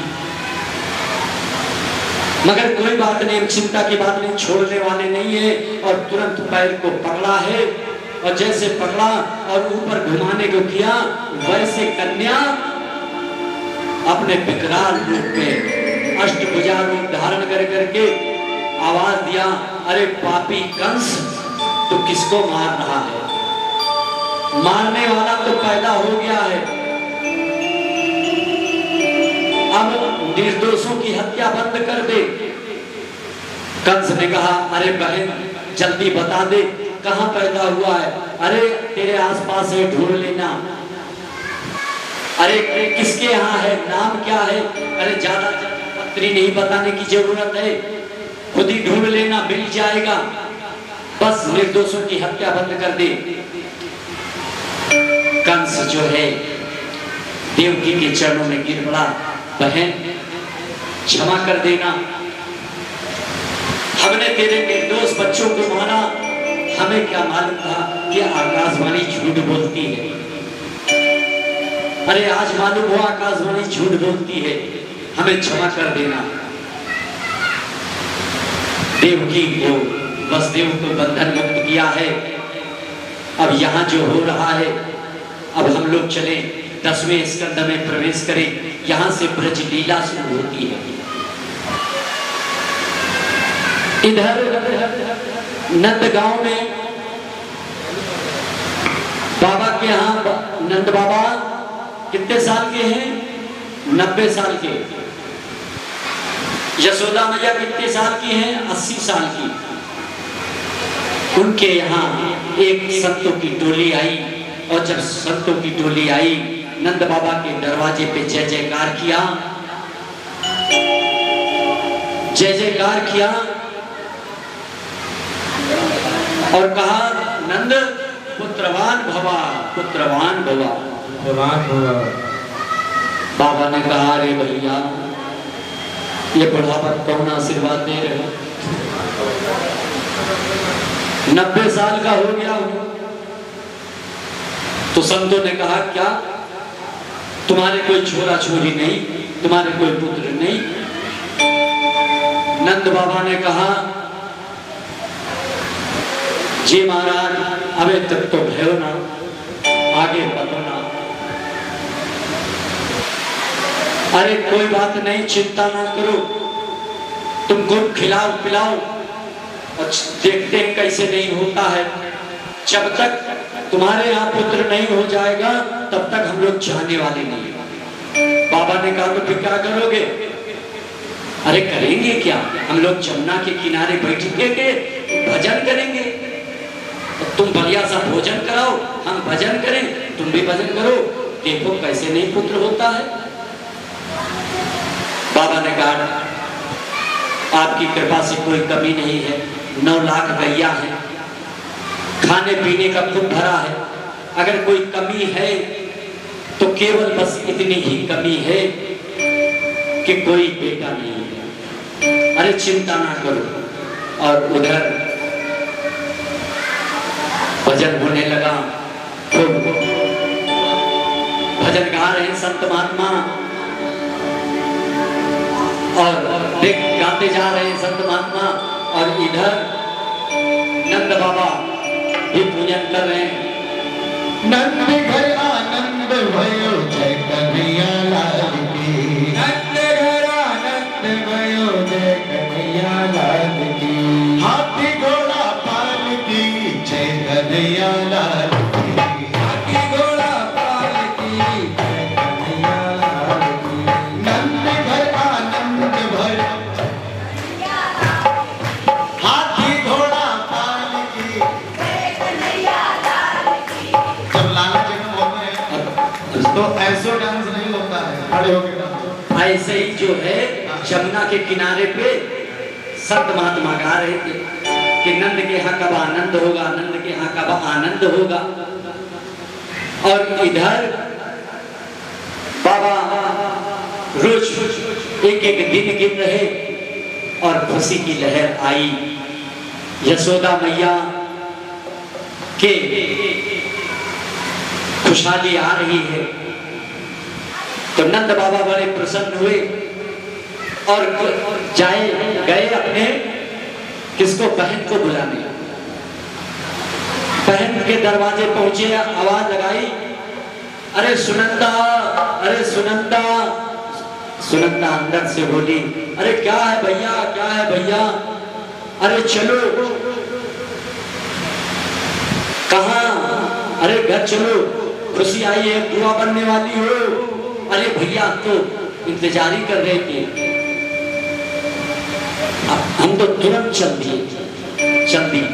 यहाँ आई, नंद भवन में जब आई तो दौड़ दौड़ करके खूब सेवा करती है, खूब सत्कार करती है। अब जब देखो भैया ये सुनंदा इसका नाम है, और जब नंद आए, नंद आती है तो घर में आनंद आता है। मगर कोई कहता ननन, कोई ऐसे साहित्य भौजाई हो जो ननन से खुश हो, मगर भैया इसका नाम है सुनंदा, चिंता ना करना, सब भौजाई खुश हैं। कोई नंद से अपनी नाराज नहीं रहती है। तो उसका नाम है सुनंदा। और सुनंदा खुद दौड़ दौड़ के काम कर रही है, खुद गा रही। इधर एक दिन सुबह सुबह उठी, और जब सुबह उठी तो देखा क्या, दरवाजे सब घर के खुले पड़े। अरे राम राम, कैसे दरवाजे खुले, जल्दी चले भाभी को देखे। और जैसे भाभी के कमरे के पास झरोखे से देखा तो क्या देखा, एक लाला पैर भटक रहा है और यशोदा मैया के तो खर्राटे बज रहे हैं। अरे राम राम, इनके तो खर्राटे बज रहे हैं। दौड़ करके कमरे के अंदर गई, लाला को देखा, भगवान की दिव्य झांकी का दर्शन किया और मंत्र मुग्ध हो गई। और दौड़ करके जल्दी कमरे से बाहर निकली। हो गए ऐसे ग्वाल वालों ने कहा, अरे बहन का भयो, का भयो,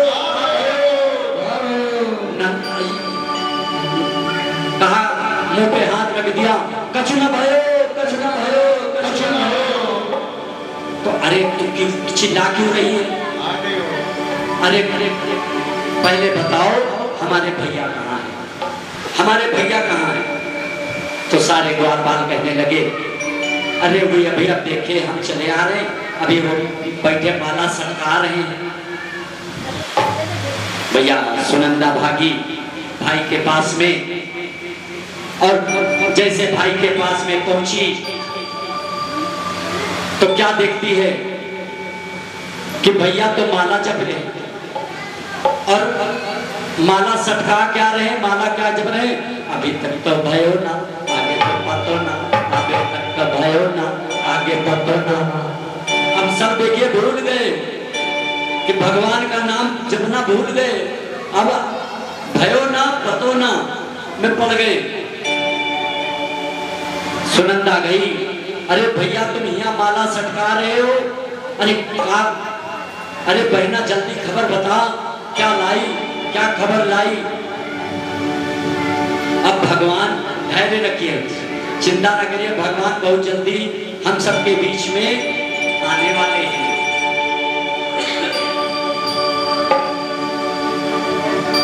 सुनंदा ने कहा, नंद बाबा ने कहा, अरे सुनंदा जल्दी बता, ये बुढ़ापा का शरीर है, कहीं हार्ट अटैक न पड़ जाए, जल्दी बताओ। सुनंदा ने कहा, बाबा बताएंगे बाद में, पहले तो इनाम बताओ। अरे ये ले तिजोरी की चाबी, इनाम की बात ना कर, जो इच्छा हो निकाल ले, पर जल्दी खबर बता क्या है। कान में बताए, लाला भयो, लाला भयो, लाला भयो। तो जब लाला भयो की खबर हुई तो नंद बाबा खुद झूमने लगे, गाने लगे और खुद खुशियां मनाई जाने लगी। और इधर एक ग्वाल बाल दौड़ा, पूरी दही की मटकी लाया और नंद बाबा के ऊपर डाल दिया। अरे काकियो, ये क्या दारी का करे? अरे दही में डिबो दियो। अरे बाबा, जब घर में छोरा आयो तो दही से स्नान किए। अच्छा भैया, बड़ी कृपा है, तब तो अच्छा है। इसी तरह से किए जाओ भैया, खूब दही डाले जाओ। दूसरे ग्वाले ने पकड़ा, हे बाबा, पहले जब लाला हो ना तो नाचा जाता है। अरे भैया, बुढ़ापा शरीर, हड्डी पसली टूट जाएंगी और जीवन में कभी नाचे नहीं। अरे बाबा ठीक है, नहीं नाचे जीवन में तो आज तो खुशी का मौका है, आज तो नाचो नाचो। बाबा ने कहा, अरे भैया नाचना नहीं आता है, तो कहा हम बताते हैं। एक ग्वाले ने कहा, बाबा सर पे हाथ रखो, दूसरा कमर पे रखो। जैसे एक हाथ सर पे रखा, एक हाथ कमर पे रखा और बाबा ठुमका लगा रहे, नाच रहे। क्या गा रहे? नंद घर आनंद भयो, जय कन्हैया लाल। नंद घर आनंद भयो, जय कन्हैया लाल की। गोकुल में आनंद भयो, जय कन्हैया लाल की। नंद घर आनंद भयो, जय कन्हैया लाल की। अरे हमारे नंद जी जब यही गा रहे थे, सारे ग्वाल बाल जितने थे बाबा के पास में, बाबा नाच रहे हैं और उधर संतों की मंडली आ गई। महाराज जी, ये वाले बाबा लेकिन नाच नहीं रहे, ये वाले नंदलाल। आइए आप ये भी नाचेंगे, आज तो खुशी का मौका है, तो बाबा तो नाच ही रहे हैं, बाबा नाचेंगे। देखो, घर आनंद भयो, जय कन्हैया लाल की। नंद घर आनंद भयो, जय कन्हैया लाल की। जय कन्हैया लाल की, जय मदन गोपाल की। जय कन्हैया लाल की, मदन गोपाल की। नंद घर आनंद भयो, जय कन्हैया लाल की। नंद घर आनंद भयो, जय कन्हैया लाल की। कोटि ब्रह्मांड। भादव का महीना आया है, भगवान आ रहे हैं, दिल थाम लो, बाबा नाच रहे हैं।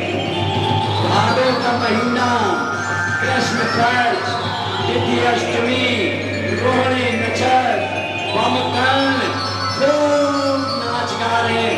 क्या करें? नंद के आनंद भयो, लाल की। नंद घर आनंद भयो, जय लाल। कोटि ब्रह्मांड के अधिपति लाल की। कोटि ब्रह्मांड के अधिपति लाल की। हाथी घोड़ा पाल की, जय कन्हैया लाल की। हाथी घोड़ा पाल की, जय कन्हैया लाल की। नंद घर आनंद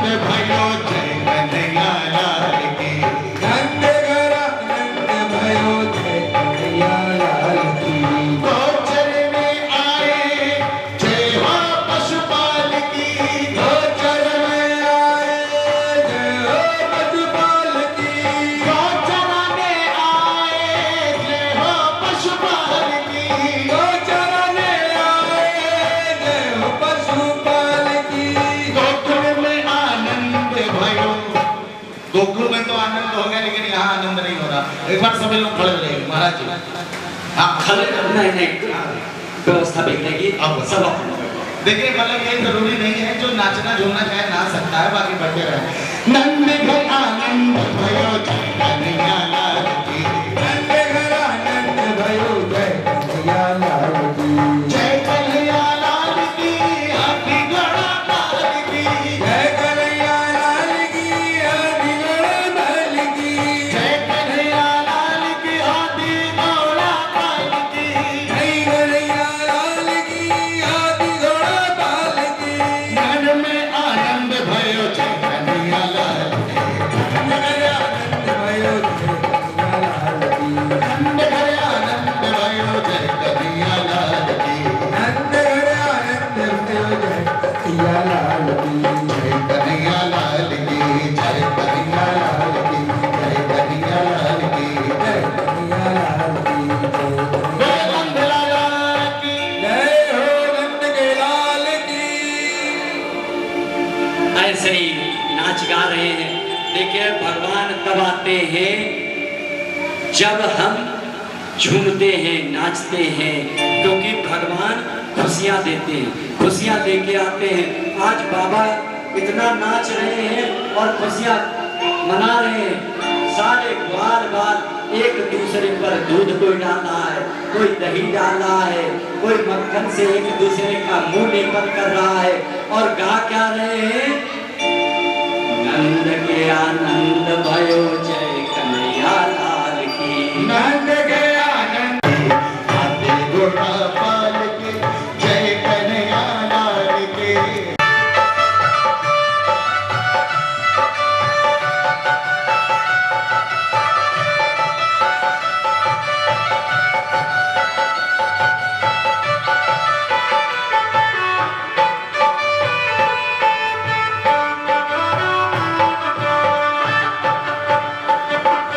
ब्रज में आनंद भयो जय कन्हैया लाल के, ब्रज में आनंद भयो जय कन्हैया लाल की, आनंद उमंग भयो जय कन्हैया लाल के, आनंद उमंग भयो जय कन्हैया लाल की।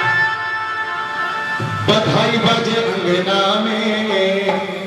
देखिए कान्हा जी का जन्म हुआ है तो सभी लोग अभी नहीं हुआ है।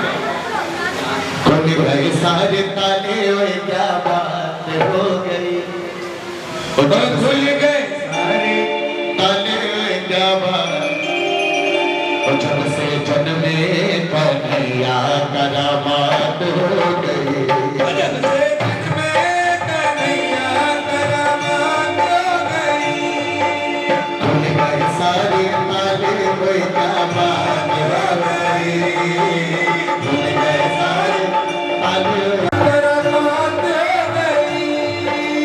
हाँ दिखाना जन्म लिए गाना होगा बड़ा समाना पुराना, हाँ दिखाना जन्म लिए गाना होगा जरा जमाना ताले लगाना, वो पहरे बिठाना, वो कंस का जुल्म बनाना, ताले लगाना, वो पहरे बिठाना, वो कंस के जुल्म हटाना।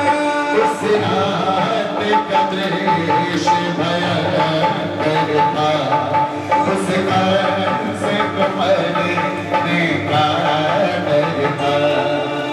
पागल चारों बुलाए, बरसात हो गई, पागल छाए बुलाए, बरसात हो गई। जब से करामात हो गई। हैं मगर कमल दिन में खिलते हैं। तो आज भगवान के आगमन को सुन करके भगवान के दर्शन के लिए कमल का खिलना दिन में है मगर रात में खिल रहे हैं। कितने खूबसूरत कमल और पूरे अपनी अंगड़ाई में है कमल और इधर चंद्रमा भगवान की प्रतीक्षा कि चलो हमारे वंश में आ रहे हैं। इतना प्रफुल्लित, इतना नाच गा रहे हैं। आज अष्टमी तिथि, अष्टमी में चंद्रमा चांद जो होता है आधा निकलता है, मगर चंद्रमा कह रहा है मेरे वंश में आ रहे हैं, इसलिए आज चंद्रमा अपनी पूरे स्वभाव पे हैं और पूर्ण रूप से निखरे हुए हैं, खूब प्रकाशित हो रहे हैं, शीतल हैं। क्यों? भगवान आ रहे हैं। ऐसे ही हम आप भी क्या कह रहे हैं? आंखों से भगवान को निगाहें कर रही हैं। क्या कह रही? आंखें क्या कह रही हैं हम लोगों की? अरे दो आंखों का यही संदेश, अरे दो आंखों का यही संदेश, ये भी देख वो भी देख, और देखत देखत ऐसा देख, मिट जाए तो विदा रह जाए एक। हमारी आंखें कह रही हैं कि सारा संसार छोड़ो, केवल भगवान एक है, एक भगवान को देखो, बस इसी में पूरा संसार आज झूम रहा है, नाच रहा है, गा रहा है, भगवान की लीलाओं को ध्यान कर रहा है कि हे प्रभु, आज जैसी खुशियां हमको मिल रही है ऐसी ही खुशियां रोज हमारे घर परिवार सब जगह जहां जहां हम देखें वहां पर ही हमको खुशियां दिखाई पड़े। तो आज भगवान की खुशी में हम सब लोग नाच रहे हैं। तो अभिषेक जी एक ऐसा भजन, जो ऐसा भजन कि जो भगवान को तो बुला ही दे और हम सबके पैर मजबूर कर दे उठने पे, ऐसा हमारा भाव हो। पैर उठने से मतलब क्या है कि हमारी जिंदगी में जितने उत्साह है वो सब नाचने गाने लगे, खूब मस्त हो जाएं, तो हम मस्ती में झूमें। और भगवान जब तक हम गाएंगे नहीं, झूमेंगे नहीं, तो भगवान दर्शन देने वाले नहीं है। बाबा में जय कन्हैया लाल की, नंद घर आनंद भयो, नंद घर आनंद भयो, जय कन्हैया लाल की, नंद घर आनंद भयो, जय कन्हैया लाल की, जय मदन गोपाल की, जय कन्हैया लाल की, जय मदन गोपाल की, नंद घर आनंद भयो, जय कन्हैया लाल की, नंद घर आनंद भयो, जय कन्हैया लाल की, आनंद उमंग भयो, जय कन्हैया लाल की, आनंद उमंग भयो, जय कन्हैया लाल की, जय मदन गोपाल की, जय कन्हैया लाल की, जय मदन गोपाल की, जय कन्हैया लाल की, जय मदन गोपाल की, जय कन्हैया लाल की, जय मदन गोपाल की, जय कन्हैया लाल की, जय मदन गोपाल की, जय कन्हैया लाल की, जय मदन गोपाल की, जय कन्हैया लाल की, जय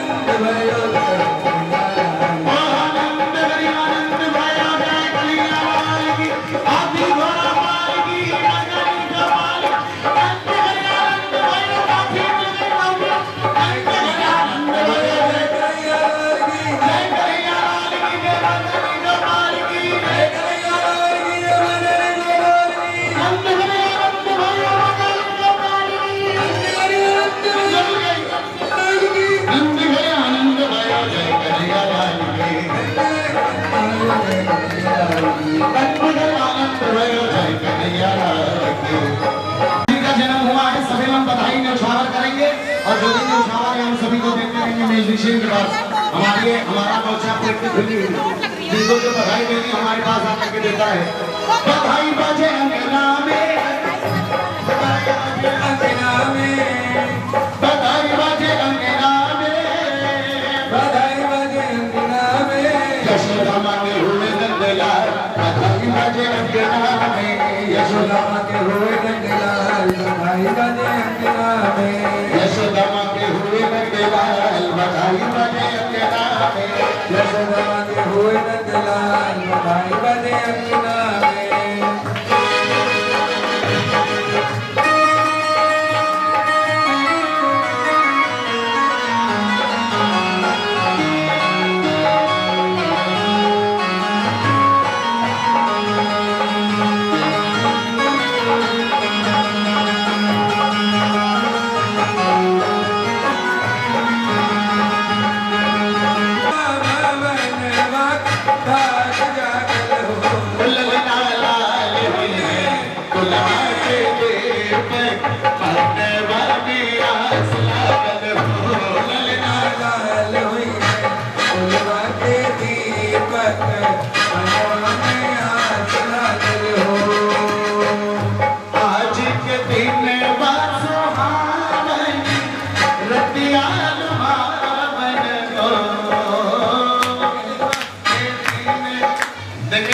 मुख्य जजमान जी वाले ठाकुर साहब कहाँ गए?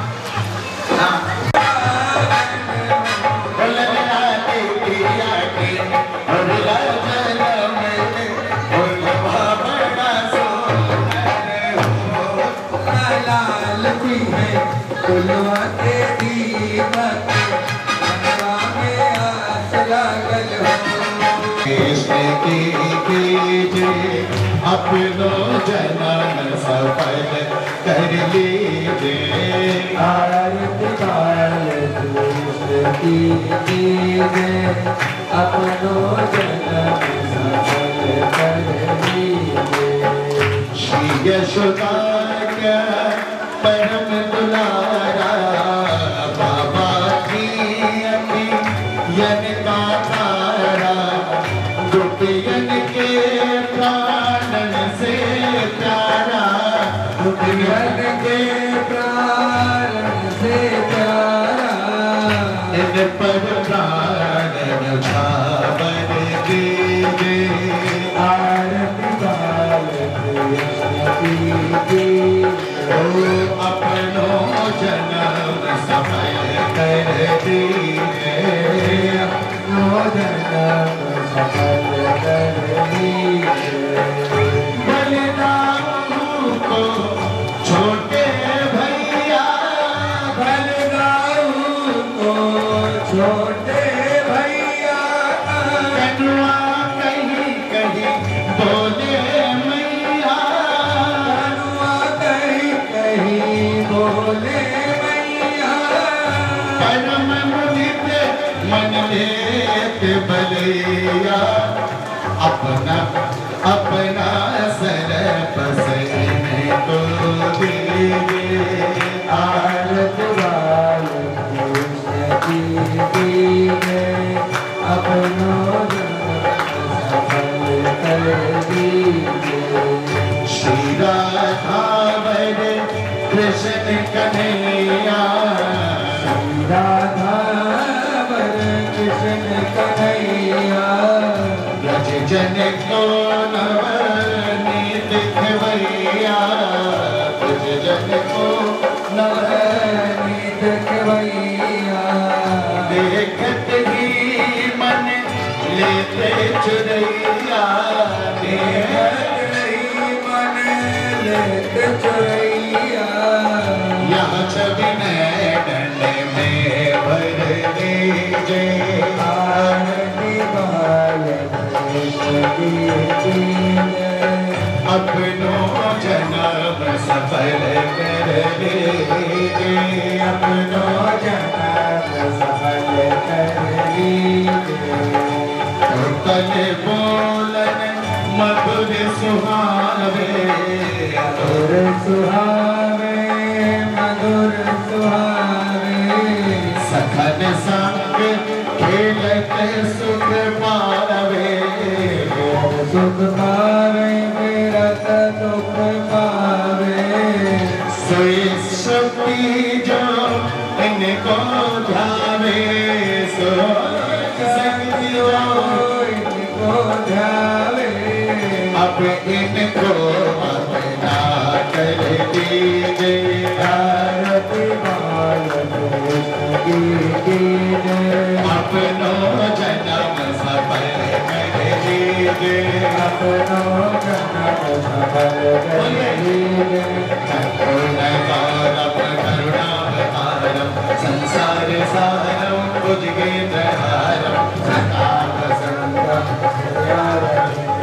भवत्तमानि सहितं नमामि त्वमेव माता च पिता त्वमेव त्वमेव बन्धु च सखा त्वमेव त्वमेव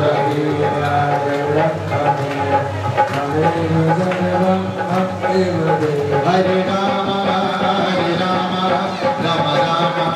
हरे हरे हरे कृष्ण हरे हरे गोविंद बोलो हरि गोपाल बोलो हरे गोविंद गोविंद बोलो गोपाल बोलो हरि गोपाल बोलो राधा रमण हरि गोपाल बोलो राधा रमण हरि गोविंद हरे राम राम राम हरे हरे हरे कृष्ण कृष्ण कृष्ण हरे हरे रक्षा हरि गोपाल सीता समारो विद्वा मता महासायं चारिचारं नवादिरापं विध्वंसनापं मनोजवं मारुतुल्लभेदं विप्रेन्द्रियं बुद्धिमतां वरिष्ठं वातात्मजं कारणयोग्यमुख्यं श्रीराम